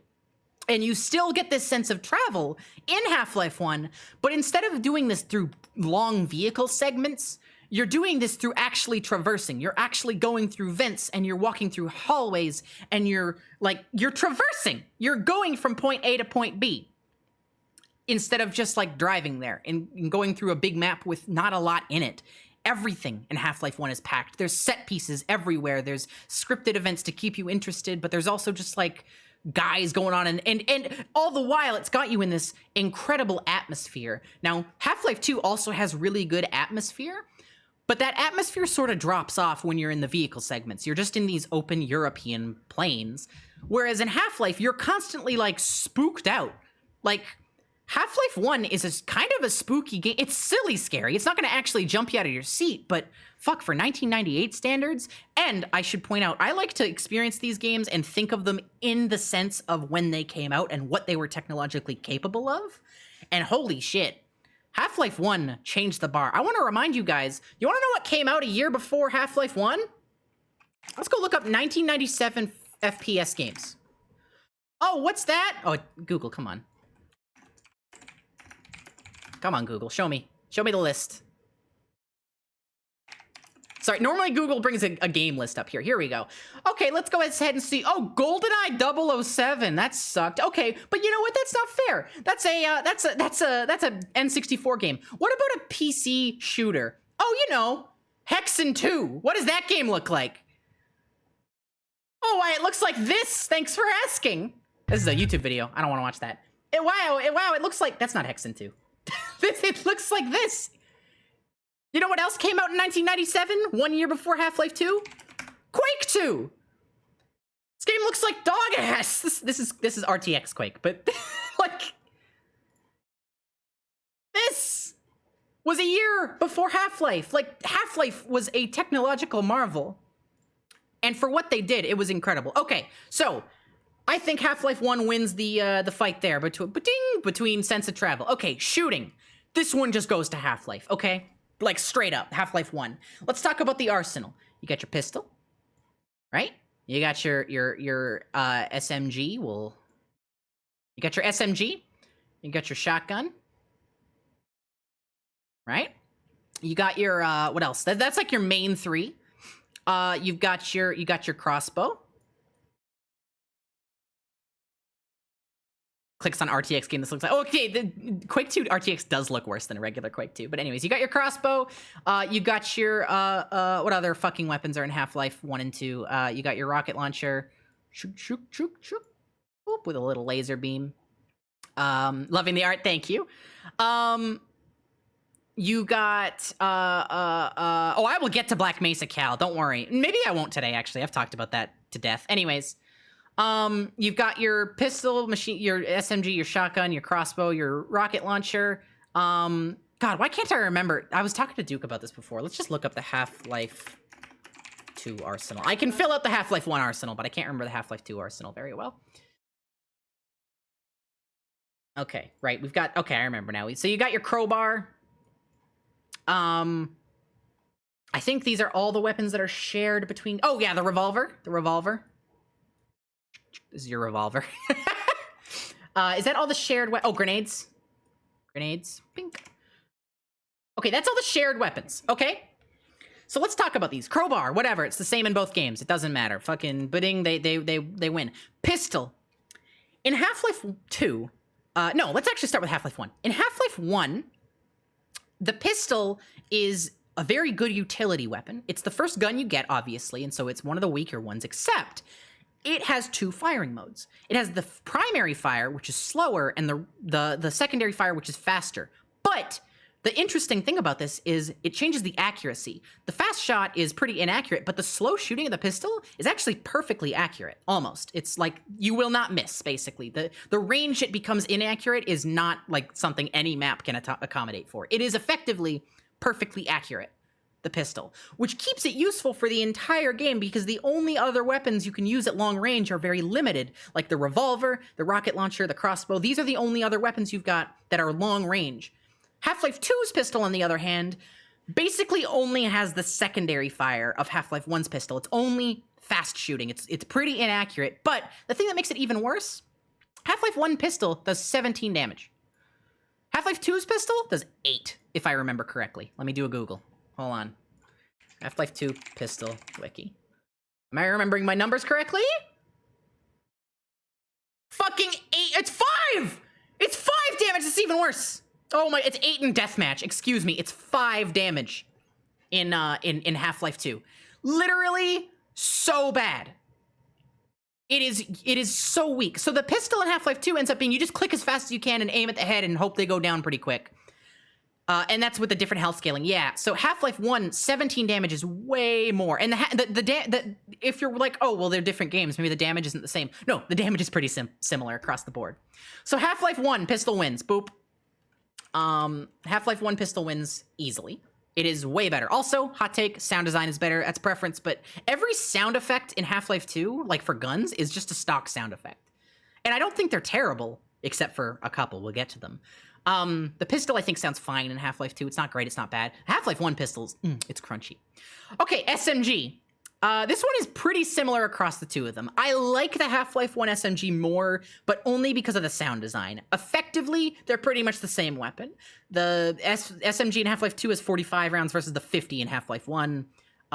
It's pretty similar. It's whatever. Half-Life 2 has higher numbers for health. I thought it was the other way around, but whatever. Or no, maybe not. I don't know. I don't remember. Basically, the Half-Life 2 pistol sucks, and that's all that matters. We've already established this. The health is pretty similar in Half-Life 2. It is. I think it might be a little higher. I'm trying to remember. There's a lot of different enemies. It's hard to... Anyways, I'm going to stay on topic. There's also a grenade launcher on this SMG. In Half-Life 2, you can hold 3, I think, grenades in your grenade launcher. In Half-Life 1, you can hold fucking 10. This is important, and I'll get to why in the enemies section. So just hang on to this. 10 versus, like, 3 grenade launcher rounds, okay? But overall, SMG is pretty much the same. Boom, it gets a check mark. It's fine. Oh my god, the shotgun. Half-Life 1 shotgun is my favorite weapon in any video game. The primary fire shoots 1 shell, the secondary fire shoots 2 shells. It has 8 rounds, and it's pretty good at range. It can go up to like 50 meters and hit every pellet. It's really good. It is your all-rounder for most of Half-Life 1. You will switch between the shotgun and the SMG based on the situation. These are your 3 main weapons, the pistol, SMG, and shotgun. And in Half-Life 1, the shotgun is king. It is the best weapon that you have in your arsenal. It's fantastic. It sounds crispy as hell. It is fun to use. You're given a good amount of ammo for it. It is just fun. And you may think, well, if it's so good, does that make the other weapons useless? But no, because Half-Life, which we'll get into the level design section, is very clever about its arenas that it puts you in for fighting. So there's close range encounters where the shotgun's useful, but there's longer range encounters where the SMG or the pistol are far more useful, especially with the SMG's grenade launcher fire. That secondary fire makes it extremely useful for like dealing with certain enemy types, which we'll get into. In Half-Life 2, the shotgun is my least favorite weapon in any video game. Wow, what a difference. It has 6 rounds, which isn't a huge issue, but the sound... Let me just fucking Google. This is the Half-Life 1 shotgun sound. Oh, Half-Life, perfect. Shotgun comparison. If you enjoy this channel... Shut up, I don't know who you are. This is the Half-Life shotgun. That is fucking powerful. That is a good shotgun. That is chunky. Let's go look at Half-Life 2, huh? It's lighter, it's weaker. But the worst part about the Half-Life 1 shotgun, wait till this guy reloads. What is that springy sound? It doesn't even match up to the reloading speed. Listen to this. What is going on? What is this sound? Listen to the reloading in Half-Life 1. Oh, crispy. Sounds so good. Look at Half-Life 2. It's so bad. It sucks. Get out of here, Black Mesa. I don't like you. Half-Life 2 shotgun is actually atrocious. Also, that's just sound design. Y'all want to look at some numbers? Let's go look at the Half-Life 1 shotgun on the wiki. The Spaz 12 on Half-Life 1 does, let's go look for damage points. Per pellet is 5 points. That's 30 points in total. Let's go look up the Spaz 12 Half-Life 2 on the wiki. Let's see. 5 points per pellet. Interesting. Except, okay, so they do, wait, what? Oh, this is, okay, so apparently it does more damage, okay. So, okay, maybe it does do technically more damage, but Half-Life 2 introduces damage fall off. It's also way less accurate. I can't show this on my own, but like, let me just put it this way. In Half-Life 1, at like a 25-meter distance, you can headshot a zombie and kill them in one hit. In Half-Life 2, if you're standing at 25 meters, you will not damage the zombie. It only works like 2 feet in front of you. You literally have to stuff the shotgun into the enemy. It's like Doom 3's shotgun. It's so bad. It's so weak. It has damage fall off, but it's also really weak, so it combines those things into just being a travesty of a weapon. The shotgun in Half-Life 2 is atrocious. It sucks. All right, grenades or whatever. You know, they have physics in Half-Life 2, which makes them more fun to use, whatever. Crossbow is basically the same in both games. Rocket launcher is definitely the same. It's 100% the same in both games. Revolver. In Half-Life 1, you are given the revolver. It can one-shot, headshot most enemies, maybe two-shot if they have head protection or if they're like an alien or something, but most enemies you're fighting are soldiers. If they have no helmet, you can one-shot, headshot them, at least on the normal difficulty. It is not easy to do because it's a single hit scan bullet, but you can. And it's pretty useful in that regard. It's very much like a sniper-type weapon. Oh yeah, the crossbow in Half-Life... Wait, the crossbow in Half-Life 2 doesn't... Oh yeah, the crossbow in Half-Life 2 doesn't have a magazine. Huh. Anyways. You are given 64 plus 6, so I guess 68 rounds in the revolver in Half-Life 1. Care to take a guess how many you get in Half-Life 2? 22. And that's including, like, the cylinder. You get 16 extra shots. Yes, you do about the same amount of damage. Oh, it's 12? Oh, I'm so sorry. I misremembered. It's 12. That's even worse. Oh, you said 12 as a joke. Okay, so it is 16. But anyways, it literally has a quarter of the shots. And the thing is, like, yeah, you can hit... What was picking this list so you could talk about Half-Life? No. But yes, kind of, both. Anyways... in Half-Life 2, you get so little ammunition for this weapon that is like, sure, it's risk and reward, and maybe you could argue that that's a good choice to make, but I disagree. Okay, but we're not done in the shooting category because there's specialty weapons, all right? So Half-Life 2 has the gravity gun. This is your main specialty weapon. There's like... Actually, is that everything? I think that might be your only really specialty weapon in Half-Life 2, if I'm remembering correctly. You get the gravity gun. I'm not gonna turn around and try and tell you the gravity gun isn't fun. The gravity gun's so goddamn fun. It's fun to blast a thing into a guy and have them go flying. That's obvious. However, I'm gonna get into... Oh yeah, there's bug bait. That's a special weapon. That's kind of a scripted event, though. Anyways, I'm gonna go ahead and get into why the gravity gun doesn't work in Half-Life 2 as well as it could.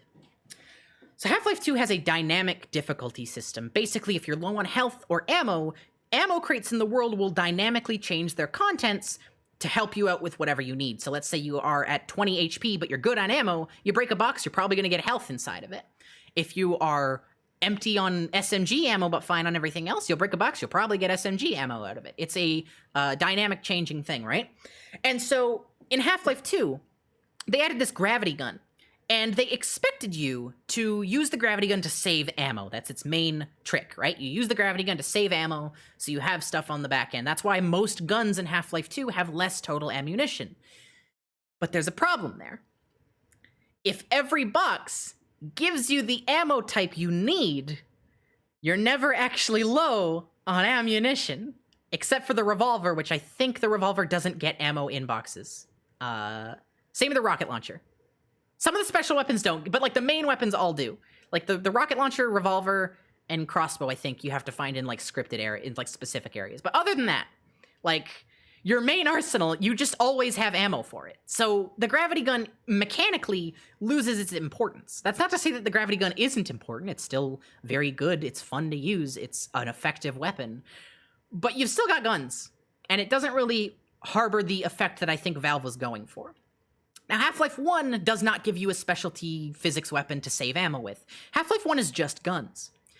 Half-Life 1 also gives you two weapons with a shared ammo pool that do stupid damage. You got the Gauss cannon. Let's draw this.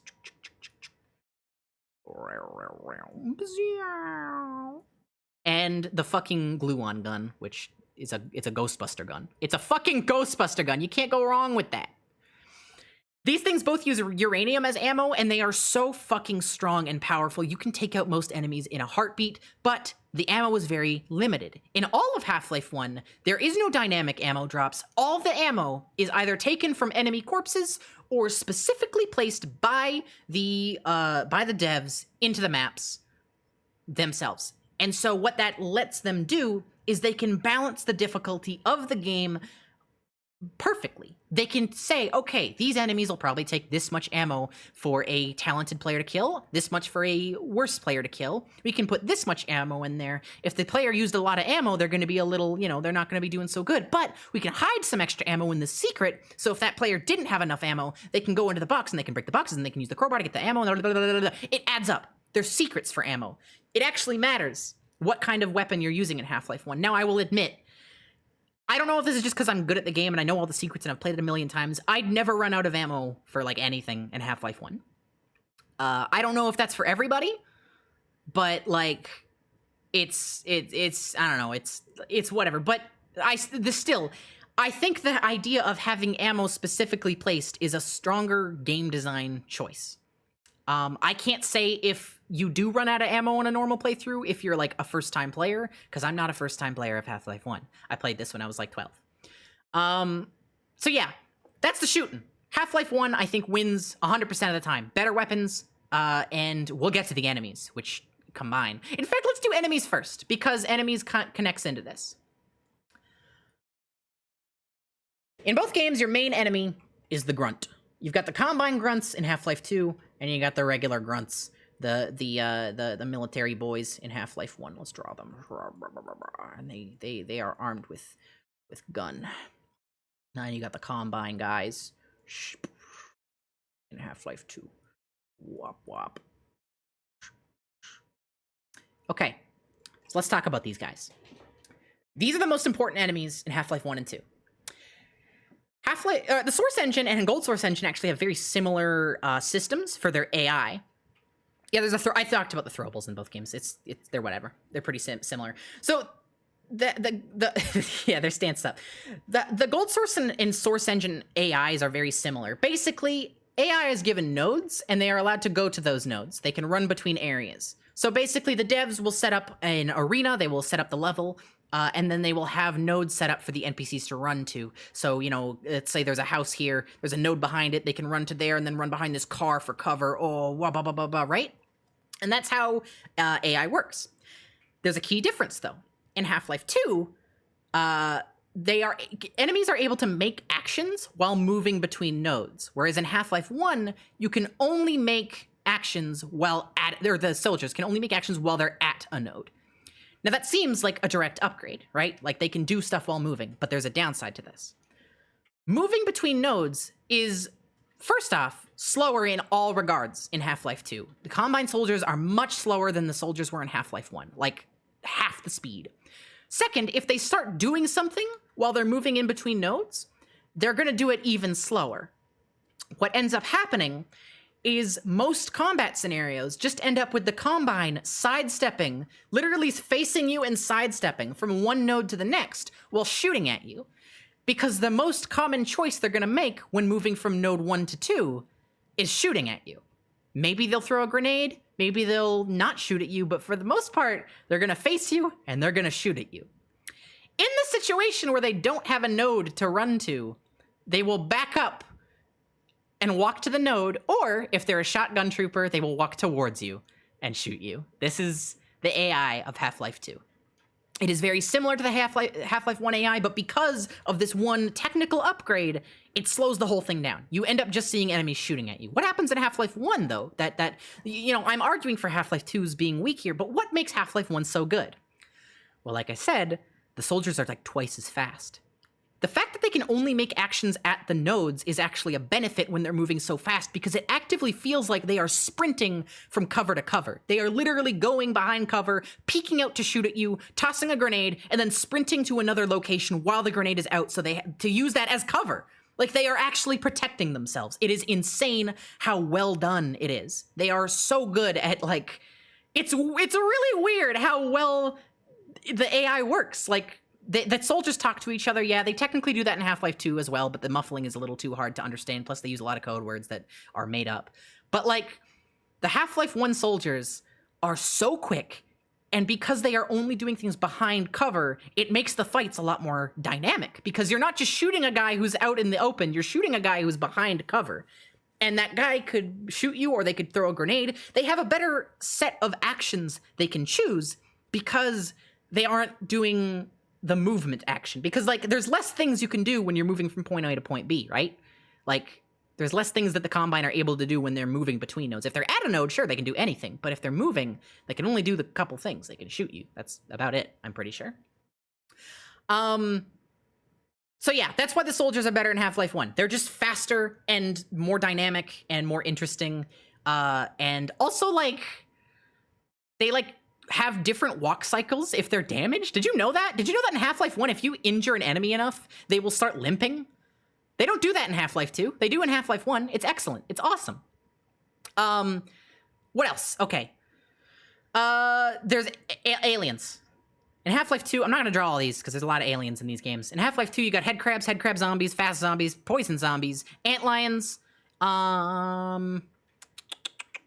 barnacles. I think that's it. I'm pretty sure that's it. Oh, you've got the ant. Okay, I'll draw a head crab. Hold on.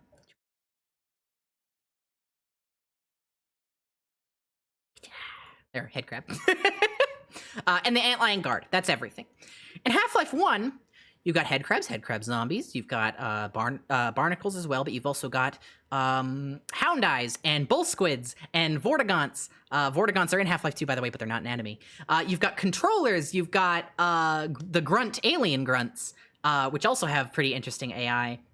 You've got all the guys. Yeah, you've got the snarks, which are also a weapon. Technically, they're bad, but they're more of an enemy than a weapon most of the time. Like, Half-Life 2 has a significantly smaller pool of alien-type enemies, and that makes for a lot less dynamic fights. In Half-Life 1, you could go up against, like, 4 different types of enemies in a single encounter. You know, you could have a Vortigaunt shooting lightning at you while a grunt shoots bees at you, while there's, like, head crabs and zombies walking around, and there's, like, a bull squid shooting spit at you from a million miles away. It's great. It's fantastic. Not to mention that all these enemies have unique AI. Like, hound eyes do more damage if they're in a group. Did you know that? Like, hound eyes, it's so crazy how much, like, detail goes into Half-Life 1 with the AI. Like, hound eyes in a group do more damage than when they're separated. And they also seek each other out. And they go after smells? There's smell AI in Half-Life 1.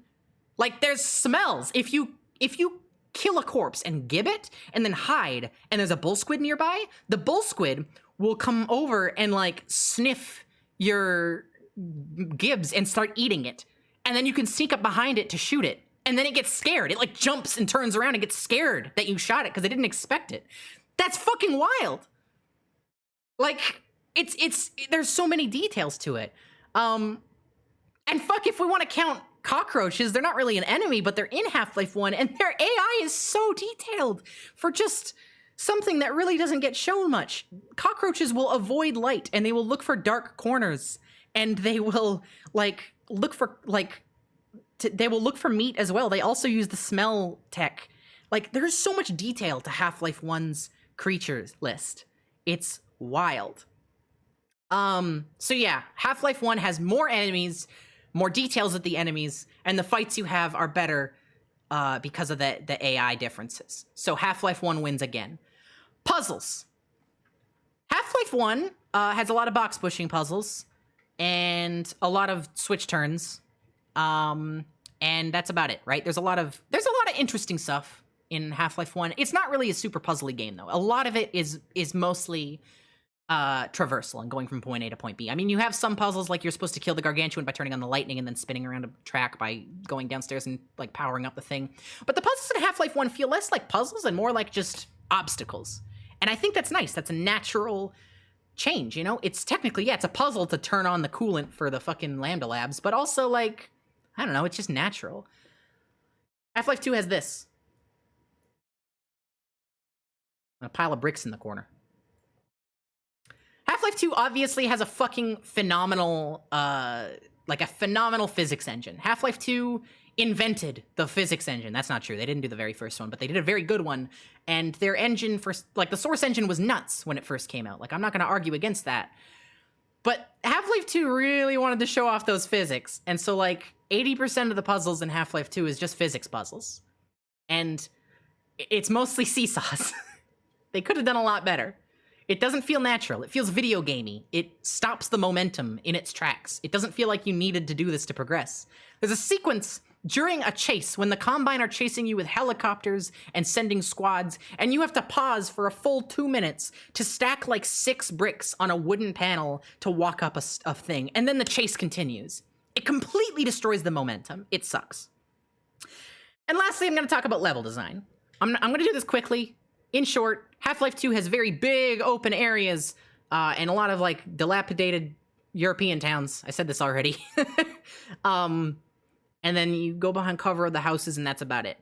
Half-Life 1 is a lot more interior. You're in a house. You're in a big science facility, and the levels like are a little bit more video gamey, a little more platformy. I'm gonna draw this one room in Half-Life 1 with a bunch of pipes.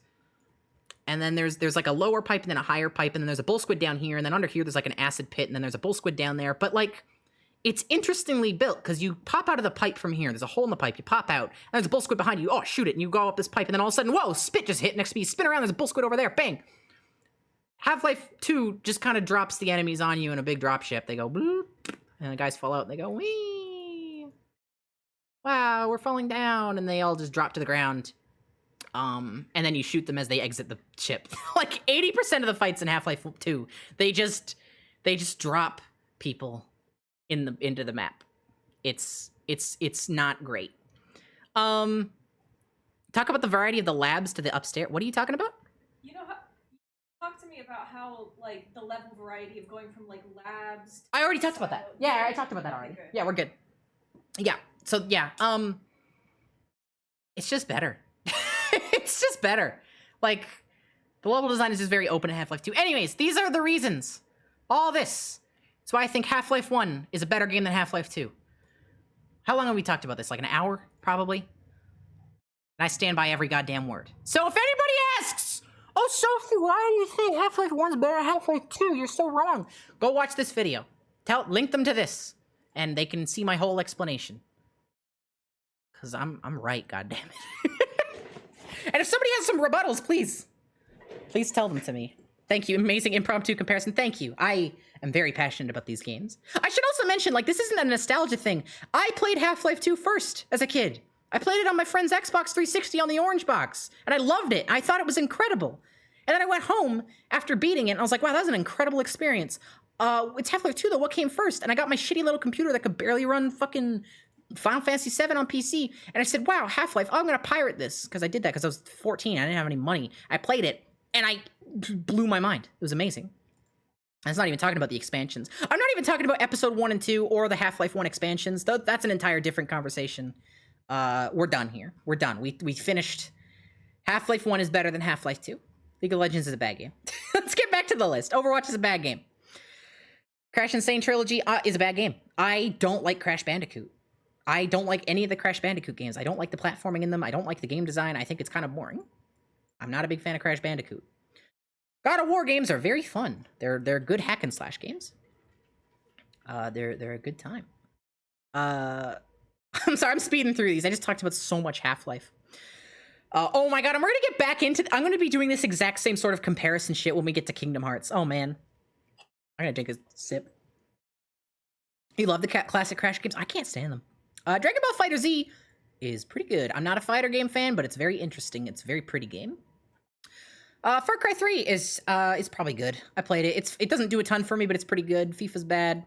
Tetris, oh baby, is pretty good. Fortnite, if we were talking about when Fortnite launched, it'd probably be like here, indecent.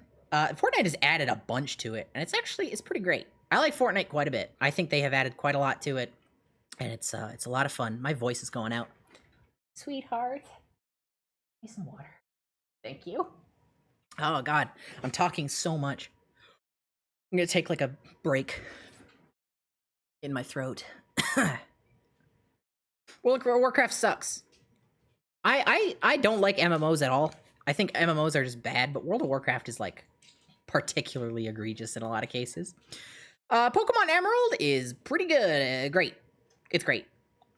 Pokemon Emerald is really fun. It's the only Pokemon game I've ever beaten, and I love the Pokemon selection in it. I like the areas. I'm not a big Pokemon fan in general, but I like this one. I have not played the God of War remake. Grand Theft Auto 5 is fine, I guess. Horizon Zero Dawn I have not played. Yakuza 0 I haven't played. Haven't played Injustice. Lego Indiana Jones fucking slaps. It's gonna go in with Lego Star Wars 2. I loved Lego Indiana Jones, though. I had a lot of fun with that. Lego Star Wars 1, again, same thing. This one's like oh, thank you so much, sweetheart. This one is a little more important to me, I think, because I remember the first time I saw Lego Star Wars, I was a kid, and I was lying in bed, and I was, as you do, I had my head up against the wall, and I was like peering under my bed through the little crack between the wall and my bed. You know how I'm going? And I was just looking down there, and I saw a game manual, and I swear to God, I saw the Star Wars logo, and I was like, oh, cool, this is probably about Star Wars Battlefront 2, the favorite game for the PS2, it's so good. But I reached down, and I saw, hold on a second, is that a fucking Lego logo? And then I reached down, and I pulled it up, and my fucking jaw went agape. Because it was Lego Star Wars. You're telling me they put Lego in a video game? That blew my mind as a kid. That was one of the most, like, open my eyes moments I've ever had. Because up until that point, I was like, oh yeah, video games. You know, they're about video games. You make a video game about a video game. But they made a video game with Legos? How did they even do that? So that game spoke to me as a kid. I don't like Mario Kart. It's decent. I've never been a fan of Mario Kart. Oh my god. Oh, this is good water.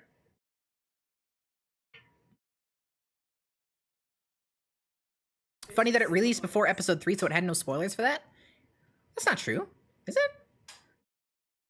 No, they had all of episode 3 in there, didn't they? Wait, hold on. When did Star Wars come out? No. No, wrong one.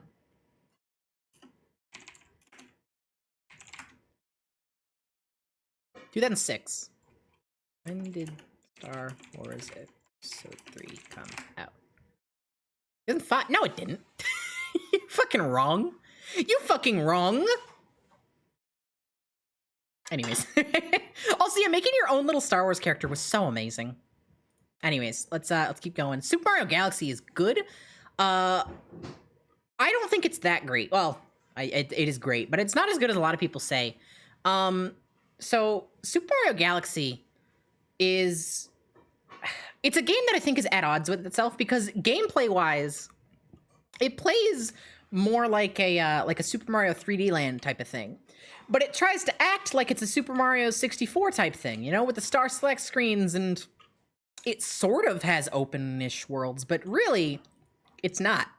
It's not, and people kind of treat it like that, but it's not. It's a linear experience every time you enter the world, and that's fine. But it's a game that's at odds with itself. I recommend watching a guy named Barry. I don't remember his whole channel name, and he talked about it. He was on Game Grumps, and I'm sorry about that, but he himself is pretty good about talking about games. I don't know if he's on Game Grumps anymore, and I hope not. Minecraft is a masterpiece. What the fuck? It's Minecraft. Every one of us in here has thousands of hours in this probably. Canadian Goose, thank you for the follow. Minecraft is so fucking important and fun and good, and it rules. It's a masterpiece. Monster Hunter World is, it's pretty good. Monster Hunter games are not for me. I think I'll put it in great. It's pretty good. It's just not for me. He quit Green Gums. Fuck yeah! Okay, Barry wins. Yeah, I'm not a big fan of Monster Hunter. I'm gonna put it in good. Like I don't like Monster Hunter very much, but like I see why some people would. I just don't like I don't like how it feels to play. Never played this. Counter-Strike 1.6, baby! It's decent. It's an important game. I don't think it plays very well. I don't like how simple Counter-Strike is. I mean, this was a mod, not a game, right? Like, somebody just made this as a mod, and that's more impressive than the full game now, like CSGO. There's not much to do in CSGO. Like, there's not much of a game to it. It's one game mode that everybody plays, and it's kind of a simple game mode. That's pretty bare bones if you really start thinking about it. As a mod, I think it was pretty good. Counter-Strike 1.6 is too important to put in just decent. Pac-Man! I don't like Pac-Man. I know a lot of people love Pac-Man. I don't like Pac-Man. It's just fine. That's about it. Never played Persona 5, never played Pokemon Sword. Pong is bad. Portal 2, here we go, we got to the game. Okay. I just talked for like an hour about how much Half-Life 1 is like my favorite game of all time and how perfect it is. Portal 2 is... If somebody asked me what the best game ever made was, like, not my favorite game, but the best, most perfect game, it'd be Portal 2. Portal 2 is an incredible evolution of what Portal 1 was. It is so well written. It does everything Portal 1 did and does it again and makes it even longer. And it's got hot robot babes. Yeah, thanks, Duke. And it's really good. It's got really good puzzles, way better than the first game, in my opinion. Not that the first game was bad, but the first game, it's kind of just like easy tutorial puzzles until near the end, and then then you're escaping, which is fine. It's a short game, and it wasn't even meant to be a game. Portal 1 is very good. I'm not saying Portal 1 would go in amazing for me, maybe even masterpiece. But Portal 2 is just, to this day, when I play Portal 2 and Wheatley crashes into the loading bay sign and the music is playing and it's simultaneously like frightening and exciting, but then it like evens out into like mysterious, and then you jump through the glass into the test chamber from the first game, I get chills down my spine every single time that happens. It is so simple and so effective. It hits the nostalgia, but it doesn't overstay its welcome. It's not trying. It's just saying, hey, this is where it all begins. And it's fucking magical. I love Portal 2. And the entire game carries that magic to it. It is... No game has, like, captured me as much as Portal 2 did. And I played it when it launched, and I was just old enough to really appreciate what it was doing. And I'm just so glad that, like, I got to experience it when I did.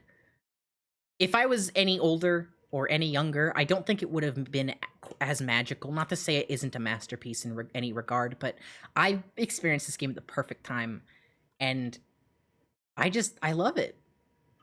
It's the only game to get me to laugh out loud and also cry and also, like, get nervous and also get excited and just elicit all these emotions from me. Like, except for maybe Undertale. Undertale did those things too. Portal 2 rules. Oh, hey, Portal 1. Boom, masterpiece as well. Fuck it. Jackbox Party Pack 6. It's I don't know the difference between the Jackbox games. I don't remember which games are in each. Yeah, we'll just put them all in good. They're fun. They're fun with friends. They're fun to do once in a while. Hey, Resident Evil... Oh, here's one I can argue about. People are going to yell at me for this. I think it's just good.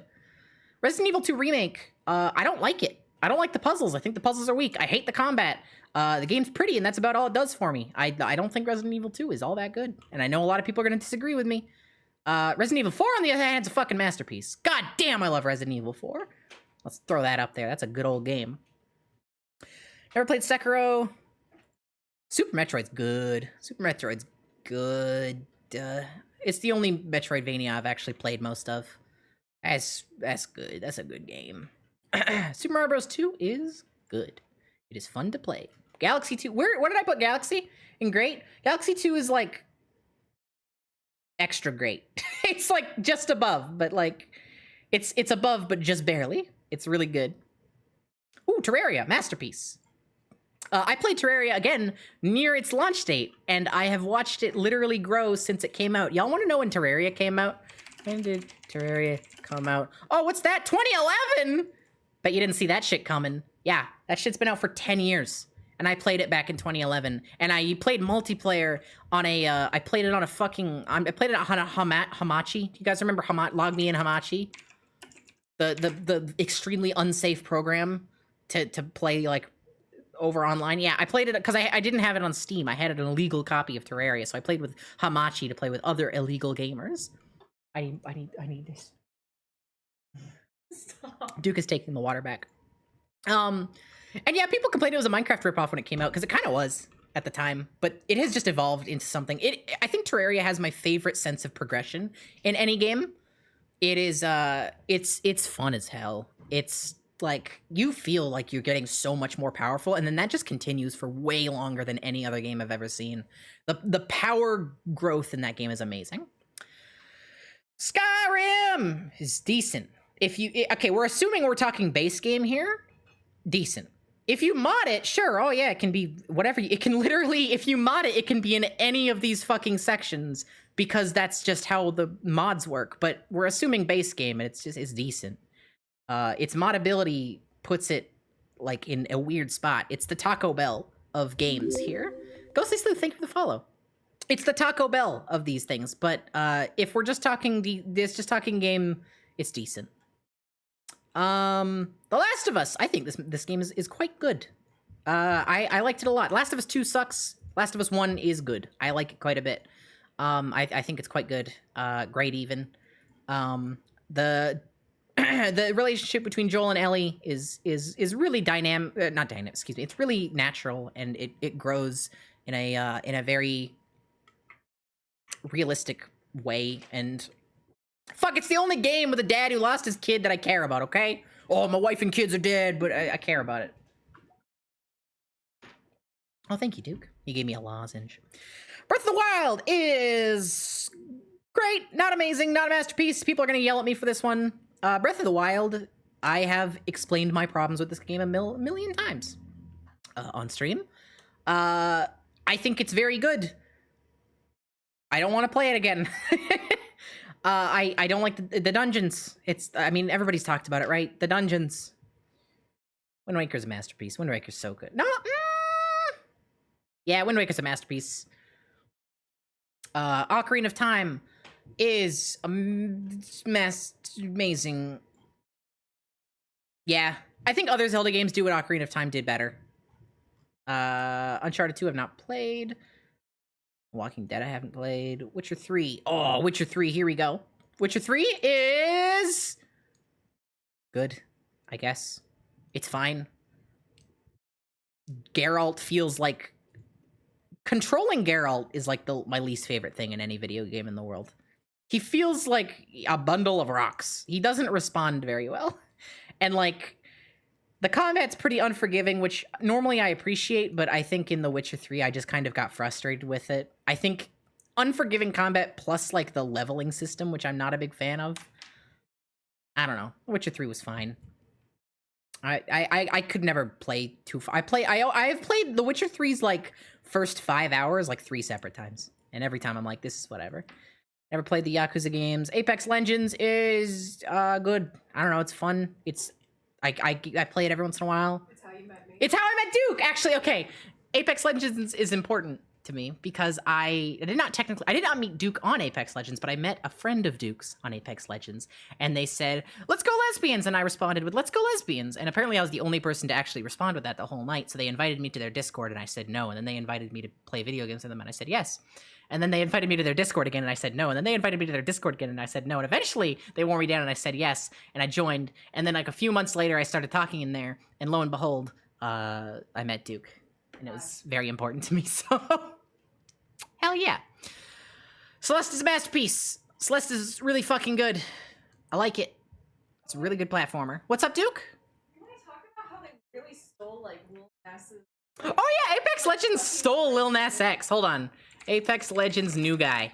It's called Seer or something. Seer? Like Seer, S-E-R. Oh, here he is. They just stole Lil Nas X. Seer? Yeah. Like, hold on. They literally stole Lil Nas X. Like, it's literally him. I need to find, like, a GIF. Tumblr. Character trailer, here we go. They took a whole ass man. Yeah, literally. Look at this. A bad omen cast a dark Look at, he's shadow gay! over He's Obi's so birth. gay. It's literally But through him. love, he emerged as the champion of the outcast. It's Lil Nas X. They saw he got is fucking... Seer, Stand out or stand aside. He doesn't sound like him, but artist and that's Lil Nas X. They digitalized him. That's so fucking funny to me. Chrono Trigger, never played. Dishonored 2 is really good, actually. That goes in amazing. Dishonored 1 is also in there. Those are both good games. Firewatch I haven't played. For Honor, I played it when it launched, and apparently it's a lot different now. I'm just gonna put it in the haven't tried. Well, no, I won't. I'm gonna put it in, like, good. For Honor's fun to play. I don't know how much they've changed it. Binding of Isaac, I've played so much of this fucking game. I stopped playing after the DLCs, like, got released, though. I played the original Rebirth when that came out, and I played this Flash game. I didn't play much of the DLCs, though. It's a good-ass game. It's amazing. Binding of Isaac rules. I just don't have the juice for it. Jedi Fallen Order! It's a really good game. It's a really good game, actually. I never beat it, but, like, that's a really fucking good game. I'm gonna be real. Jedi Fallen Order is great. You should play it. Journey, I haven't played Left 4 Dead 2!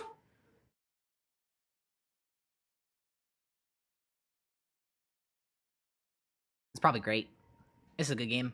It's not for me, but, like, I can recognize how fun it is. I don't like it that much anymore, but I used to like it quite a bit. Used to like it quite a bit. I like Left 4 Dead 2. Limbo! I have played Limbo. It's good. It's whatever. It's an artsy game. I can go to great. Yeah, fuck it. I'll put it in great. Mordhau! Mordhau's a lot of fun. I like Mordhau quite a bit. It's very great. It's just good fighting, and I'm good at it. I'm good at Mordhau. Outlast sucks! But it's so campy and fun. I'm gonna put it in good. Outlast is so shitty, but it's so, like, dumb and funny, and there's penises in it. Getting Over It is, like, I mean, I've never played it, but, like, come on. It's a pretty simple prospect. I'll put it in good. Put it in what? Duke said to put it in awful. Papers, Please is really cool. I like this game a lot. I'm gonna put it in great. Papers, Please is good. Resident Evil 7 is great, I think. Roblox, I've not played. I should play Roblox at some point. Rocket League, I know a lot of people like this one. I'm okay with it. It's good. Beat Saber is great. I like it a lot. I haven't played it in a long time, but I used to be really fucking nuts at this game. I used to be, like, insanely good at Beat Saber. I used to work in a VR tech support company, and I actually won a competition for Beat Saber, and they gave me a $200 gift card to Walmart. I'm drinking water. I have not played Silent Hill 2, but I very much plan to. I know that's an important game for a lot of people. Sims 4, fine, I guess. I don't like The Sims. I'm gonna be real, y'all. I don't like The Sims. I like creating characters in The Sims, and that's it. I don't like The Sims. I never have. Infamous Second Son is... I liked this game. Oops, I dropped it. I like this game. It's pretty fun. It's good. I haven't played Civ. That's not true. I have played Civ 6, actually. I don't like strategy games. It's decent. Spider-Man PS4! It's great. It's not... Oh, does it go to amazing?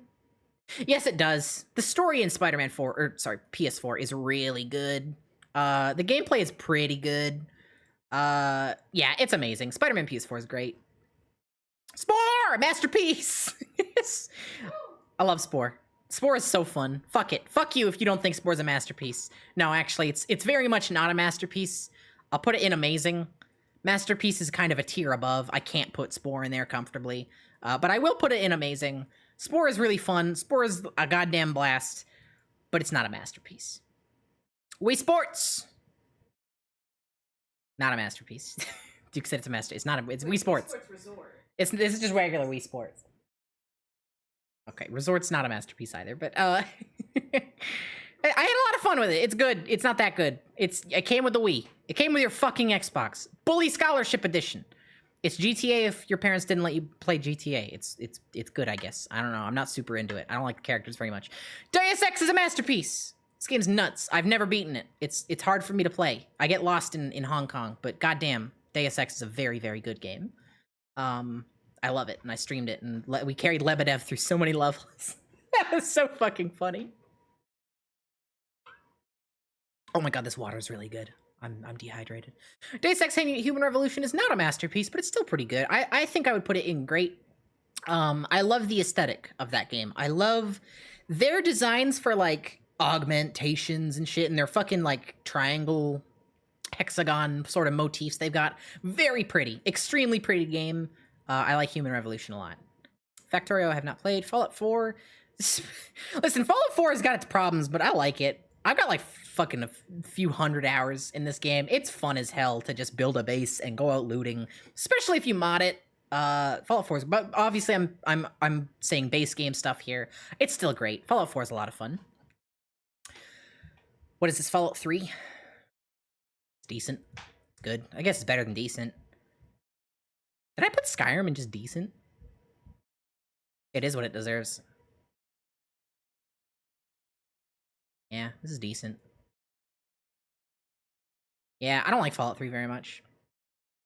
The writing is actually atrocious. Fallout 76 I have not played. Duke, do you want to rate Fallout 76 for me?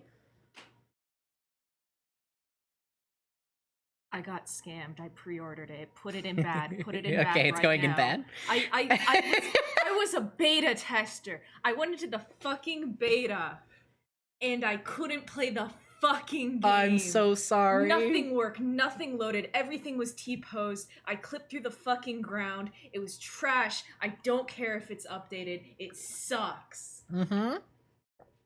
Far Cry 5 is the only Far Cry game I've actually beaten. And it's good. It's not that amazing. It doesn't do a ton for me. Where did I put Far Cry 3? Yeah, okay, it's also good. Good. I don't want those to be separate. It's fine. It's not terrible. It's better than decent. I've never played Far Cry 3 Blood Dragon. I don't like World of Warcraft. Wait, this is Warcraft 3. This is different, isn't it? Isn't this like a strategy game? I haven't played it. It's not World of Warcraft. Oh, this look, thank you to follow. CSGO. Okay. So I talked about this earlier. I put Counter-Strike 1.6 in, what was it, good? I think, yeah, because it's a mod. CSGO is a full game, and it still only has the same amount of content that the mod had. It's just HD now. Whoa, just some Transcroll. Thank you for the 5,000 bits. Holy shit, thank you. Sophie, I think all your opinions are wrong and all yours are right. No, you will not explain. Well, as I mentioned, there's actually no such thing as subjectivity, and I have all the right answers. But thank you so much for the 5,000 bits. That's so generous of you. Thank you. But yeah, Counter-Strike Global Offensive has the same amount of content, pretty much, as the fucking mod that came out in the year 2000 or something. It sucks. It's bad. Like, I get that people like it. I get it's esports. It has new modes now. Okay, but those same modes are in the mod. People have, like, it is not baked into the mod, but, like, you can find servers with those same modes. It sucks. I fucking hate Counter-Strike Global Offensive. Gmod is a masterpiece. I love Gmod. I love Gmod very much. I've spent too many hours on it. Let's go take... Oh, yeah, I have Sandbox now. Gmod, I have fucking 1,800 hours in total. I have spent so much of my life on this. Gmod is more than just a game. It is a platform for indie developers. And I think that it is single-handedly what got a lot of developers into indie development. It is an extremely important game. in that regard. And there's just so much you can do in it. Gary's Mod rules. I'm gonna stream Sandbox soon, which is effectively Gary's Mod 2, because I just got accepted into the developer preview, so I'll be doing that. Gary's Mod is a masterpiece. Good job, Gary Newman. You did a good job. Guitar Hero 3 I've never played. That's not true. I played it when I was too young to remember what it's like. I'm not a big fan of rhythm games. It's good. It'll go in good. Never played Hitman Blood Money. Hotline Miami! Ooh! Okay, is Hotline Miami 2 in this list? Because if it is, I don't see it. Holy shit, iToy Play 2 isn't here. Okay, I don't see Hotline Miami 2. So we're just gonna bundle these together and put them in Masterpiece. I think Hotline Miami 2 is a better game, but I think Hotline Miami 1 also has a lot going for it. I think Hotline Miami 1 has better level design, but Hotline Miami 2 is better in terms of story and like all sorts of stuff. Hotline Miami is super cool. It's not a game I could ever stream just due to the nature of the game and how it's all about loud music and stuff, but fuck, Hotline Miami is good. I had like a huge hyperfixation on Hotline Miami for a long time. Very good. Just Cause 2! I ain't played it. Kingdom Hearts 3. Oh, okay.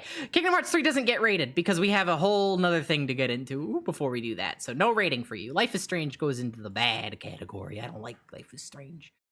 Life is Strange, I just told you, it goes in the bad categories. Don't show me more. Metro 2033 is great. I can't beat it. The sound design is fucking... All the guns sound like paper in this game, which just puts me off. I'm really into sounds. I like good sounds in my games. And the guns sound so bad in this that it actually keeps me from playing it sometimes. But what I have played, which is a good chunk of it, I've played, pretty far into it. It's a very good game. Mountain War, I haven't played it. Nier Automata, I've played a good chunk of this. I've played a few hours, and I just can't get into it. I have tried so many times to get into this fucking game, and I just can't. But goddamn it still goes in the great category, because even though it's not for me, I understand they're doing something really cool with this. But also, fuck the over-sexualization. People give it a pass, and I don't understand why. I don't understand why Nier Automata is the only game that gets a pass for the over-sexualization. I think it's just because they like the game. I don't know why it gets a pass. It shouldn't. Anyways. Pathologic 2 I haven't played yet, but if you take a look at my Steam library, it's right here, and I bought it recently. We're gonna play it soon. Path of Exile is pretty fun. I like it. I haven't played a ton of it. Plants vs. Zombies sucks. I hate Plants vs. Zombies. I don't like tower defense games in general, but Plants vs. Zombies I really don't like. I don't care for it. I get it. It was maybe decent at the time. God, it has not aged well. Speaking of it hasn't aged well, Postal 2. Postal 2 is fucking awful. It's really, really shitty in terms of, like, gameplay and also, like, writing. It's an extremely South Park take of we hate everybody equally. It is unabashedly homophobic and Islamophobic and transphobic and racist and every fucking bigoted thing you could ever think of. And I played 200 hours of it as a kid. It is complicated. If I was 14, I'd put it in Masterpiece, but I'm 23 years old and I've grown past it. It's bad. Oh, Prototype! Oh, it's amazing. Prototype rules. Prototype is an underappreciated gem. Prototype is so fucking fun to play, and the story sucks ass, though. Rainbow Six Siege is actually, it's great. I like Rainbow Six Siege quite a bit. I don't like a lot of multiplayer shooters, but yeah, Rainbow Six Siege is fun. Saints Row 2, I haven't played. Sniper Elite 3, I have played this. It's kind of fun to play. It's complicated. Stalker Shadow of Chernobyl is great. I like it. It's not quite amazing. It's a little rough around the edges. I know it's a cult classic for a lot of people. It goes in great for me. Battlefront 2. It's amazing. Battlefront 2 is great. I really wish like there was more servers for the original Battlefront 2. It's a great fucking game. This is modern Battlefront 2. This is bad. It sucks. I've played it. Super Hot. I'm assuming the original. It's just good. I think Super Hot VR is better than the original Super Hot, and I think Super Hot Control Alt Delete is, Mind Control Delete is better than this one too. The original Super Hot is a tech demo of, if anything. Oh, System Shock 2. I haven't played enough of this to really rate it, but like, I'm gonna put it in great anyway. I've played like a few hours of this game. I'm gonna stream it eventually with a friend because there's co-op in it. It's a good game. It's just, it's not very friendly. Also, Undertale's a masterpiece. That's easy. Which one is this? Which Pokemon is this? Original? Is this just Pokemon Red? Like original Pokemon Red? It totally is. Okay, it's bad. Here's the thing. I get it. It's an important game. Pokemon Red and Blue are fucking travesty of like games. They are so buggy. And listen, somebody on Tumblr made a post that went around recently and like, oh, but Pokemon Red and Blue are so incredible because, you know, they had to fit all of that on a tiny little thing and they had to reuse code. And it's like, yeah, I get it. It's an impressive feat of like coding and engineering. It still sucks.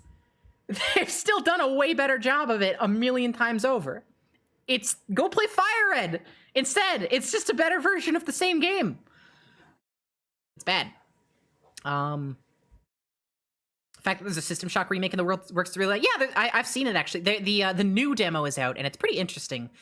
Really heavy bloom, which hurts my eyes. Very interesting art style though. They like mesh modern graphics with like old chunky textures. It's kind of interesting. I don't know how I feel about it yet, but I don't think I hate it. It's definitely unique. The gameplay itself is okay at best. I think the puzzles are pretty good, except they're a little repetitive. This is the System Shock remake I'm talking about. They're also doing a System Shock 2 HD version, which is going to have VR support natively, and I'm very excited for that. Oh, Big Inhale, Animal Crossing, New Horizons, I have not played. Pokemon Black 2, I have not played. Cuphead is just good to me. I get it. It's a very important game. It's like a masterpiece graphically. I don't like the boss fights. I don't like how it's just shoot them for so long because they have so much health. I don't like it very much. Death Stranding I haven't played yet, but I want to. Diablo 2 is pretty fun. Where's Path of Exile? Where did I put Path of Exile? I put that in good as well, didn't I? Yeah.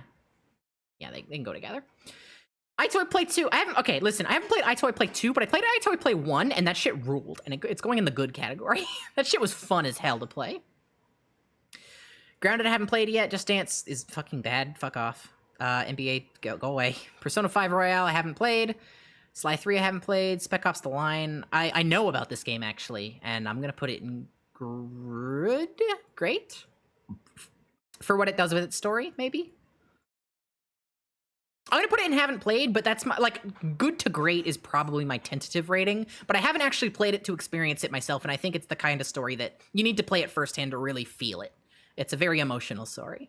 It talks about the horrors of war and all that. Valorant is just CSGO, but a little bit better. But the community sucks, but I do think it's better than CSGO. Where did I put CSGO? I put it in, like, yes, Duke? Oh, you made me proogies? Mm-hmm. Thank you. Oh, you're so sweet. Just watch out, the plate is extremely hot. Okay. Like, extremely That's hot. okay. I just took it out of the... I appreciate it. Thank you so much. Of course, I love you. Valorant is just good. It's better than decent, I think, I guess. I don't know. It's fine. Crusader Kings 2 I haven't played. Divinity 2 I have not played. I haven't played this. Dying Light is fun! Dying Light is great. Dying Light is amazing, actually. Dying Light is so goddamn fun to play. It has great zombies. It has really fun parkour. Dying Light is great. Dying Light is so good. It is underrated. I'm so excited for Dying Light 2. Fall Guys sucks. Half-Life Alyx is amazing. It's not a masterpiece. It's very good, but it's that's some spicy sounds. Half-Life Alyx is very, very good as a Half-Life game, and very exciting as a Half-Life game, but it's not a masterpiece quite yet. Fuck this game. Fuck The Last of Us Part 2 and everything it stands for. Metal Gear Solid is a masterpiece. It's amazing. Metal Gear Solid 3 is a masterpiece. Metal Gear Solid 1 is, like, really good, but it's not quite a masterpiece. Oblivion sucks. Oblivion sucks. Oblivion is a bad game. It's decent. I'm gonna put it in decent. Oblivion is hard to play. I've tried to play it really hard recently, and I tried so hard to enjoy it, and I tried so hard to mod it to be fun, and I don't like Oblivion. Petty 2 is fine. It's good. I like playing it sometimes. I don't know what that is. Rust sucks! But actually, on a game design perspective, I actually think it's really good. I'm sticking it. Don't kill me. In amazing. Rust has really good game design ideas. It just has a shitty community. Saints Row the Third, I have played this. I'm not a big fan of Saints Row games. It's gonna go in decent. Titanfall 2, sue me. I think it's just good. I'm not a big fan of just like Call of Duty shooter games, but it's definitely one of the better versions of those types of games. Rust should not be played. I agree. Haven't played these. Shovel Knight is great. Yeah, it's just great. Shovel Knight's like, obviously it's an amazing indie game, but like, I don't know. It's just great. It doesn't quite make the amazing tick for me. Dragon Ball Z Kakarot is good. It's fun if you're a Dragon Ball Z fan. It's not that good. It's one of your personal favorites. That's okay. No, I'm not saying it's a bad game. Like, great is still like, it's on tier with me with like Halo Reach and Bloodborne and Phantom Pain, like Mario Galaxy. Like, these are good games that it's on tier with. It's just not like a step above, you know? Not quite yet. I haven't played this. DuckTales. I haven't played that either, but I want to. Untitled Goose, I haven't played. Hollow Knight is great. I guess. I don't know. I can't get into it. It's good. It's good. I'm not going to explain myself. I've played it. I haven't played enough of it to really explain why I don't like it. I just can't get into it. Subnautica is also great. Super Seducer is fucking... Shut up. I haven't played this. I haven't played this. We're getting to a lot of games I haven't played. Wow. Cyberpunk is good. Cyberpunk 2077 is better than people gave it. Oh, God, Doom Eternal is in here. I have to choose? Oh, God, I have to choose. Okay, no, they're just going to go next to each other. Doom 2016 and Eternal are just going to go next to each other. Oh, Final Fantasy VII Remake is on here. Oh, fuck yeah, that's an amazing. I would almost put it in Masterpiece. Honestly, like, Final Fantasy VII Remake is really good. Mortis, thank you for the sub. Happy to have been employed here at SophieBaby.com for 13 months. Don't call me your employer. That's fucked up. Final Fantasy VII Remake is almost in the Masterpiece tier for me. I think the only thing keeping it from that is we've only got part of the package so far. I have to see what the rest of it is like. Like, I like it a lot, but because it is, objectively, it is unfinished. It is an unfinished product right now. I literally can't bring myself to call it a masterpiece. Even though it is a game on its own. It's a very long game on its own. Actually, you know what? Now that I'm thinking about it, Final Fantasy VII has a lot of parts I'm not a big fan of. It has a lot of padding. Remake, I'm specifically talking about. It has a lot of padding in it. A lot of sequences I'm not a big fan of. I remember the game extremely fondly because the characters are so well done. Like, I love every character. I'm so invested in every character in that game. And the combat is good, but there's a lot of padding in Final Fantasy VII Remake. It's complicated. I'm going to keep it in amazing. We'll see. We'll see what Remake Part 2 has to show us. Hades is great. Just great. I know a lot of people think this is way better. I have played a lot of roguelites, and Hades kind of underdoes it in the roguelite category for me, personally. I don't think there's a lot of, like, abilities and stuff. The core of roguelites for me is, like, I don't know, getting cool shit. You know, fucking Binding of Isaac, for example, and, like, Enter the Gungeon, you get a bunch of cool shit.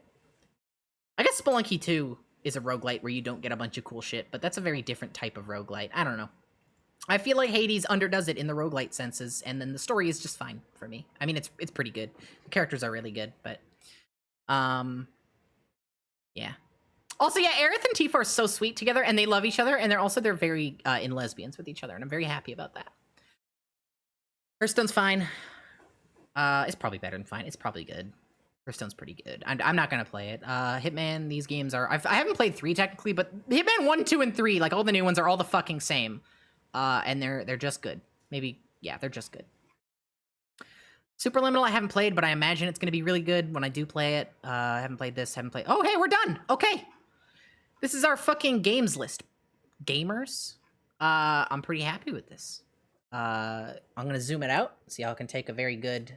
Wow, that's big. Take a good look at it all. I'm gonna drink some water, and then eat a pierogi or two, and recover while you guys look at this list here. And then we're gonna move on to Kingdom Hearts.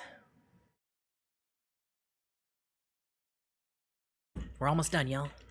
Holy shit, tier list streams take a lot out of you. I've been talking for so long. I want some pierogies. Oh man, Kingdom Hearts. So to remind you guys, why is one of the games unrated? Because it's Kingdom Hearts, and we're about to do all the Kingdom Hearts games. So Kingdom Hearts 3. Wait, what? Why did I say 3? Kingdom Hearts is series is very near and dear to my heart. And we're about to rate all of them. But Kingdom Hearts is not a series that I can just talk about in a single worst to best list. I can't. Kingdom Hearts is a lot more complicated than that in my mind, in the way I perceive it. So we're going to be rating it in 3 different categories. Let me just go ahead and bring up Kingdom Hearts games. I like that icon. I've used that myself. We're going to be rating this in 3 separate categories. We're going to be rating it from, I don't know. We'll bring it down to the C and then F tier. I like this setup more. We're going to be rating it from best story, best gameplay, and best overall. These are the 3 categories. Because Kingdom Hearts games are very story heavy, and I think the sheer dichotomy between story and gameplay quality in these games is off the fucking wall. So how are we gonna, like, remember which is which? I don't want to, like, be flicking through them and forget. Can I? You rename. Yeah, I'm gonna see if I can rename something. I don't think I can, really. Alignment chart. I can change the label name.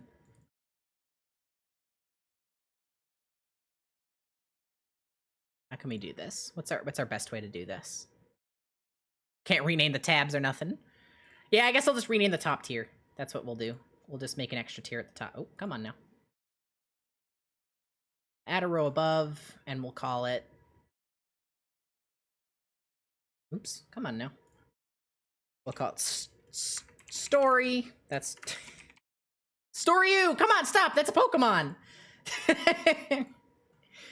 We'll call it... Add a row above, we'll call it Gameplay. That didn't save. Oh no, I renamed S tier, that's why. This website is busted. This website's the fucking... Gameplay. And then... Overall. Okay. Son of a... I did it again. What the fuck? I blame the website. I don't think I did that. I think that was the fucking website. There we go. Okay.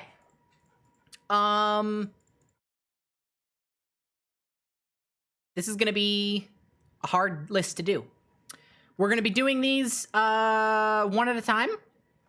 Let's start with best in story. Birth by Sleep.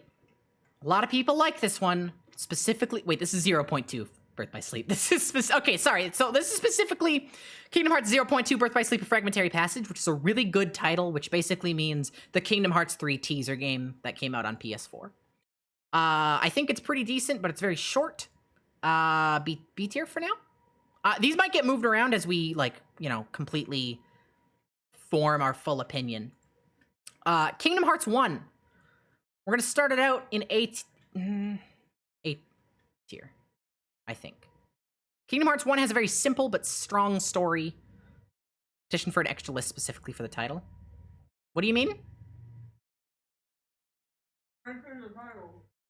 What? Oh, ranking the titles themselves? Mm-hmm. No, I'm not doing that. Yeah, okay, so Kingdom Hearts 1, we're gonna start in A. Kingdom Hearts 2, I'm gonna put in... This is gonna get moved to C, I think, already. Oh god, already we're having troubles here. 358 Days, best story. Kingdom Hearts 3 gets an F. Remind is not on here. I'm not ranking... Actually, should I rank Kingdom Hearts 3 with Remind in mind or not? Those are 2 very different. They are two very different experiences. I'm gonna say I will describe my feelings, but I'm gonna rate it as its own thing. Kingdom Hearts 3's story on its own, especially in base game, is really stinky. It's very... There's a lack of, like... what's the word? It very much doesn't feel like you're given satisfaction at the end of it. Remind helps with the satisfaction of the ending. It makes it a lot more, it's better when it comes to like giving the fans what they wanted. Kingdom Hearts 3 base game just feels very weak and fan servicey, but in a bad way, and it feels like they were rushing it and they just wanted to get it out the door. It gets an F. The pacing is atrocious. The actual Kingdom Hearts lore stuff is really stinky. The Disney World stuff is completely separated from the lore. It sucks. Here we go. Regular Birth by Sleep. I'm going to get some stank for this one. Kingdom Hearts Birth by Sleep sucks. Kingdom Hearts Birth by Sleep story sucks. Kingdom Hearts Birth by Sleep story is, it's, first off, it's Star Wars. Terra is Anakin. Aqua is Obi-Wan. It's Star Wars, It's pretty weak, all things considered. Mark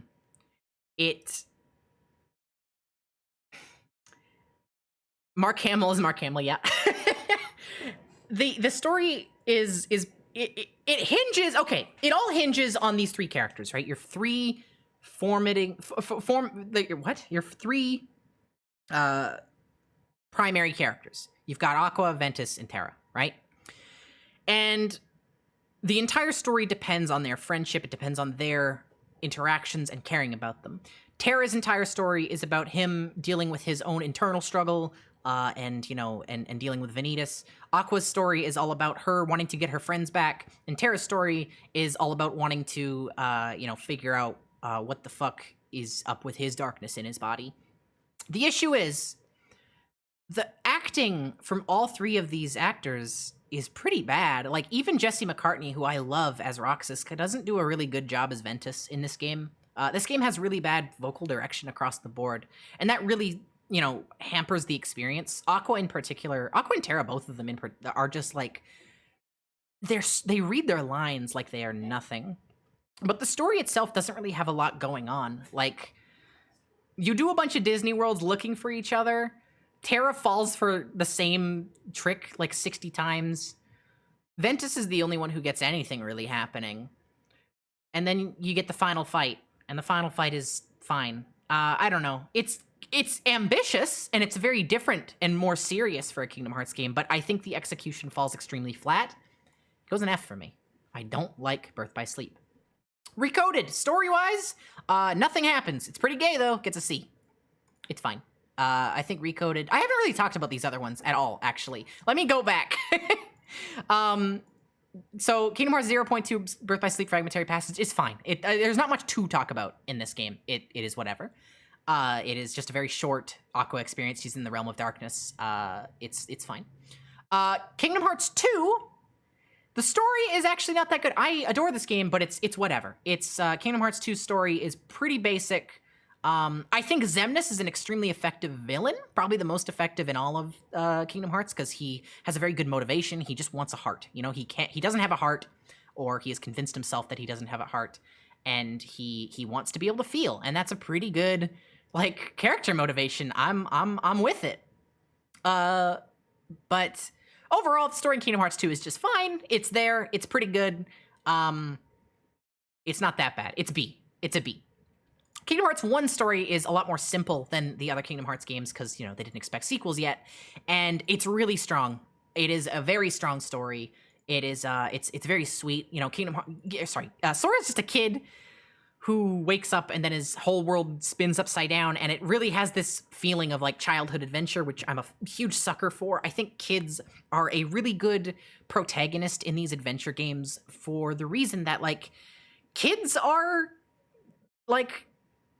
they're imaginative, and they are a lot they're a lot less, I guess, jaded than adults, and there's a lot of heart to them, and I think that makes kids a good protagonist a lot of times in games like this, and Kingdom Hearts 1 exemplifies all of that, because Sora is just a little guy in that game. He's so young, and he just wants his friends back from his island, and Riku's whole, arc is great. Sora's arc is great. He really feels like he grows in that game, even though his whole thing is just, friendship. It feels like he gets a little more serious in that game as time goes on. It's just a solid story. Also, the Disney villains, or the Disney characters in general, are actually integrated into the main story, which is really good. 358 Days is the best story in Kingdom Hearts. It's so good. If you've just watched the cutscenes, you may disagree with this. That's because the cutscenes don't do it justice, in my opinion. The actual gameplay has a lot of dialogue that is not in the like remastered cutscenes for 358 Days. And there is a lot of really, really nice interactions between all the characters, and you just really get the feeling that, God, Roxas, Xion, and Axel are just three deeply broken people who are told that they are inherently not able to love, and they love anyways, and that's powerful to me, okay? And people always make fun of the ice cream thing, but the reason the ice cream is important to them is because it is a symbol of their friendship that they don't believe that they can have. They are told that they are fundamentally broken. It is just a bunch of hurt, traumatized kids eating ice cream together because it's the one thing they have that makes them happy. And that's a lot to me. And then Roxas has to kill Xion and forgets her completely. And then Roxas leaves and Axel is alone completely. 358 Days is amazing. Okay? I'm gonna cry about it. Chain of Memories is up there too. Chain of Memories gets S tier alongside 358 Days for me. 358 Days is better, but Chain of Memories is really good too. People fuck with Chain of Memories, like in a negative way. But seriously, Chain of Memories is good. It is better than you remember, especially story-wise. It is very moving. The character of Naminé is very interesting in this game, especially before, you know, Kingdom Hearts 2, where you don't really know a lot about her. You just know she's this girl, and Sora is slowly losing his memories and, like, becoming meaner to his friends, and it's like, it's a genuine mystery. You don't know what the fuck is going on. There's all these characters, like, that you don't recognize. If you played this right after Kingdom Hearts 1, your mind would be rolling. And it's one of the first games, it's one of the only games in the Kingdom Hearts series where I feel like the mystery is justified and actually interesting, and like, I'm curious about it. I think they play the mystery part of it up really well, whereas in the other games, they kind of just exposition at you eventually. Chain of Memories is great. There's all the infighting between the organization. There's the the replica Riku arc, which is like super sad because he's just a replica who wants to like be, and he's just like, he's literally just a shell, a husk that had memories implanted into him, but he tries to like figure out, he wants to make himself a person, and it's just wild. It's just wild. It's a very emotional game. Chain of Memories is a great story. 3D Dream Drop Distance is a B. The ending of Dream Drop Distance is actually pretty fucking powerful. I like it a lot. I like how everybody in the organization is like, ha, Sora, we fucking got you. And Sora is just so goddamn true to heart, and he believes in his friends so much that he says, fuck you, you don't got me, I'm okay. And even though he does get absorbed by the darkness eventually, like, the scene where he basically does the whole my friends are my power thing for the millionth time, and Xehanort is like, what the fuck? Is like really good. Not to mention, oh my god, the Roxas scene. The Roxas scenes in Dream Drop Distance are nuts. Oh! But unfortunately, that's just the ending. And the rest of the game up to that point is pretty bad. The scenes up to that point, up to the last few like hours of the game are pretty weak. And the time travel story sucks. And the idea that the X is actually a tracking device sucks. Yeah. And then we got Union Cross, which I do know the story of this game, except for the most recent couple updates. I admittedly haven't checked up on those. It's okay, actually. It's a little bit interesting. It's extremely inaccessible. Get out of here, creatively. It's extremely inaccessible. This is, but Union Cross is, but it's not like. I'm gonna zoom in. I don't know why I didn't do this earlier. Union Cross is it's inaccessible completely now because they got rid of it. It's gone. But it's actually pretty decent. So I'm gonna put it up there in B. They've got some interesting stuff going on. Okay, so this is our story ranking for Kingdom Hearts. This is our definitive story ranking. I am comfortable with this. Now we're gonna talk about gameplay. Oh baby, here we go. Birth by Sleep Fragmentary Passage gets a C. I think it's okay. It's fuck, it's better than some of the games in this series. You know what? I'll even bump it up to a B because it's okay combat. It's got very similar combat to Kingdom Hearts 3, but like with a few of the quality of life things not quite in there. It's fine. The game's locked at 30 FPS on the PS4 Pro, which sucks. It definitely hampers the experience. I think Kingdom Hearts is a game meant to be experienced in 60 FPS just because of the flourish, but that's not really a gameplay thing. That's more of a graphics thing. Aqua's done much better in this, but this is not a gameplay. Sorry, this is a gameplay thing, not a story thing. Gameplay-wise, it's just fine. I don't like the puzzles very much, but the fighting is pretty good. I like. It's fine. It's B. Kingdom Hearts 1 is also a B. Kingdom Hearts 1's combat is very clunky, and it's. I mean, they hadn't really figured it out yet. It's clunky and it's not super well balanced. And it's fine. It is a B. I don't know. It's early. It's whatever. Kingdom Hearts 2 is the best action game I've ever played in my entire life. Kingdom Hearts 2 is an S, without a doubt. If I could, I would go above S if I could. Kingdom Hearts 2 is so fucking fun to play. If you play it on critical mode, it is so satisfying to just It's so satisfying to just chop through enemies. And sure, yeah, you make a mistake, they could kill you really quick, but you can just fucking... The thing that I like about Kingdom Hearts 2 critical mode is you fight enemies, and it feels like how you're doing... You know in the cutscenes, you see a cutscene and they, like, hit a Heartless once and it instantly dies? That's how critical mode in Kingdom Hearts 2 feels. But you get all the flourish of the actual gameplay. Not to mention Kingdom Hearts 2 has the best moveset in the entire game, without a doubt. There's a lot of depth to it. There's a lot of really sick-ass moves. Kingdom Hearts 2 slaps. I love it. It's got the best gameplay of any action game I've literally ever played, and I've been craving to replay it lately. Unfortunately, 358 Days is not so much the best.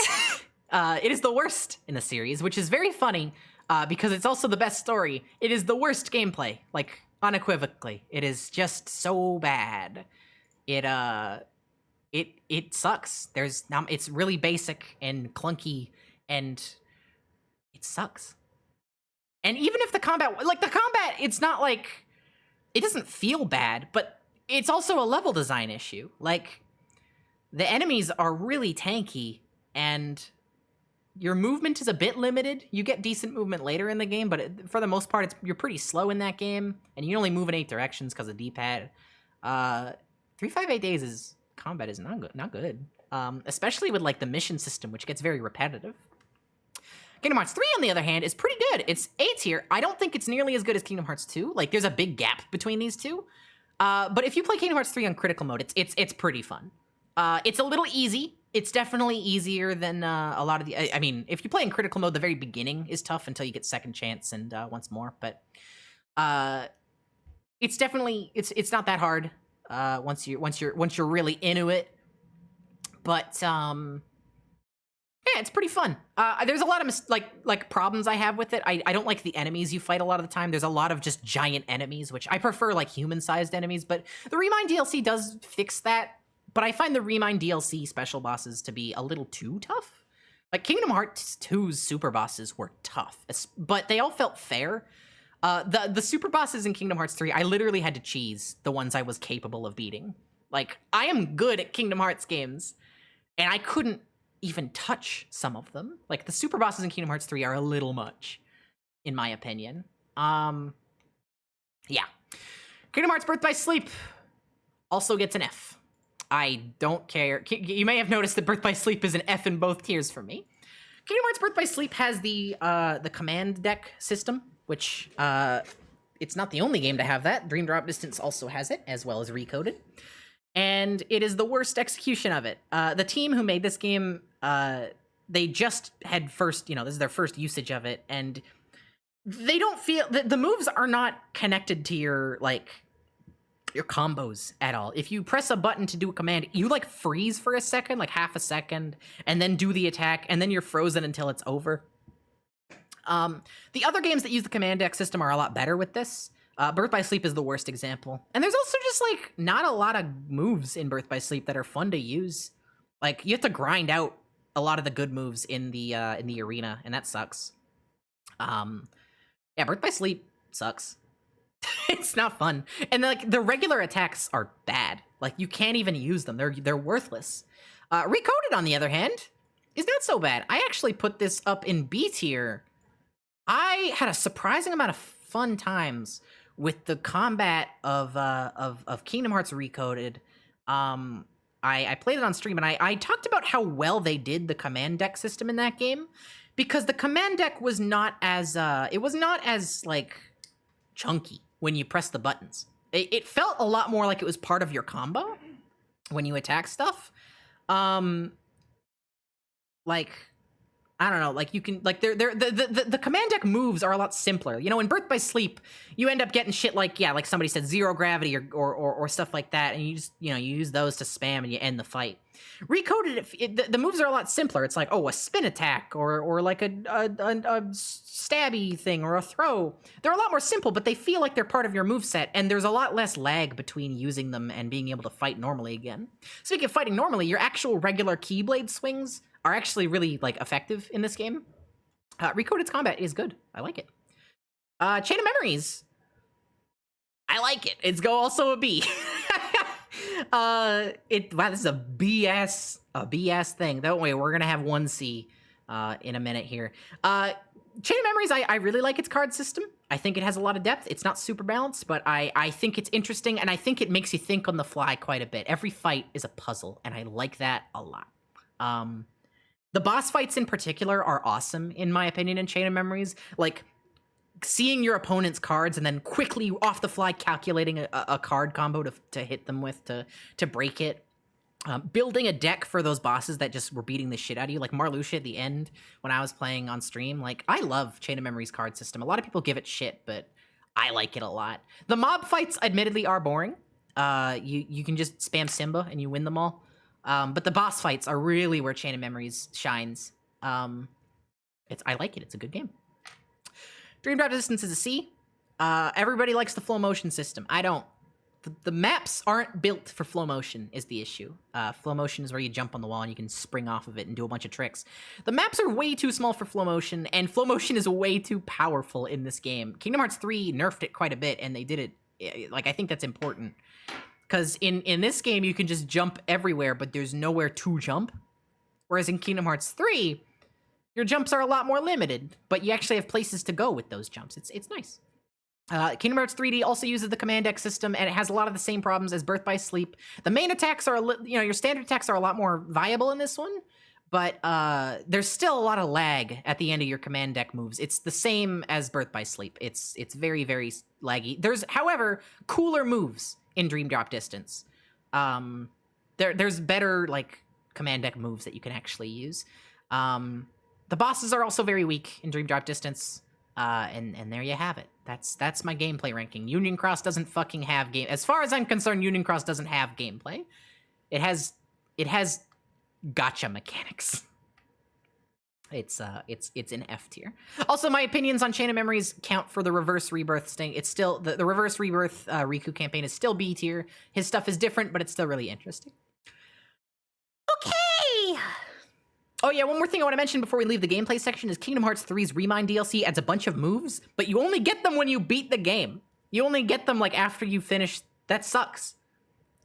There's a mod for the PC version that actually integrates the Remind's additional moves into the base game.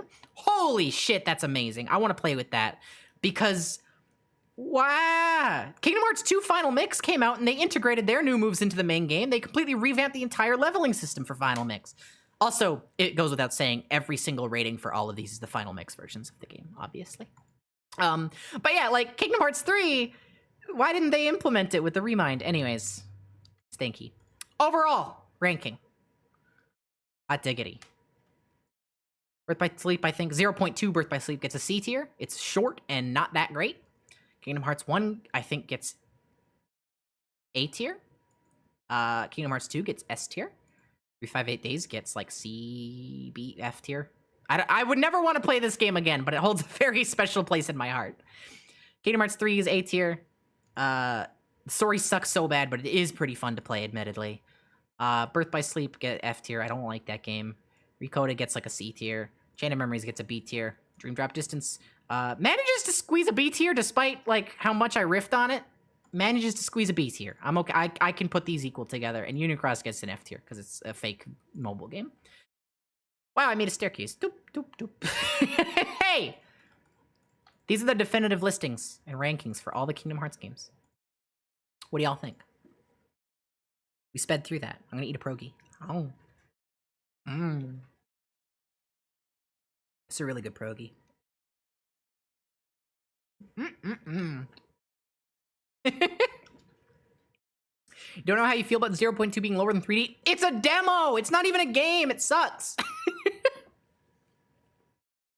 I think I should move 358 Days up because of Ice... Okay, fine. 358 Days gets a bonus because of the fucking incredible story.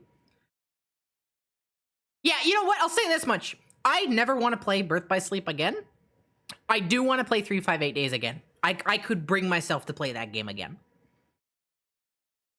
In the same way that I could bring myself to play these. Like, I probably won't, but I could. Yeah, no, this gets a C tier. Fuck it.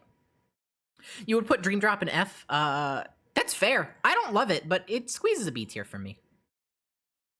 There's like 13 more games in this? Nope. 1, 2, 3, 4, 5, 6, 7, 8, 9, 10. Yeah. Or 9, yeah. Yeah, this is it. Oh yeah, Melody and Memory. The story sucks. The gameplay is rhythm game, generic rhythm game. It gets like a C tier. There we go. Okay. Yeah, Melody and Memory gets C across the board. C story, C gameplay, C overall. Yeah. All right, everybody. Thank you so much for joining me. I'm gonna end the stream here because I'm so tired. I'm glad I finally got to talk about my Kingdom Hearts. I like how I spent more time on just Half-Life versus Half-Life 2 than I did on the entirety of the entire Kingdom Hearts, like, lineage. Who's live? Who's live right now? Socks is live. Let's go socks up socks. Let's go raid socks. What's their raid phrase? What's our raid phrase, everybody? I'm right? That's a pretty good one.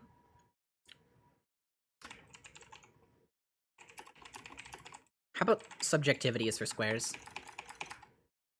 Everybody copy and paste that into Socks' chat. Have a wonderful day. Thank you for joining me, and I will see you all again on Friday. Also, don't forget to tune in tomorrow for Duke's stream. Hello and bye. I don't know why I said hello. Have a good day. Bye.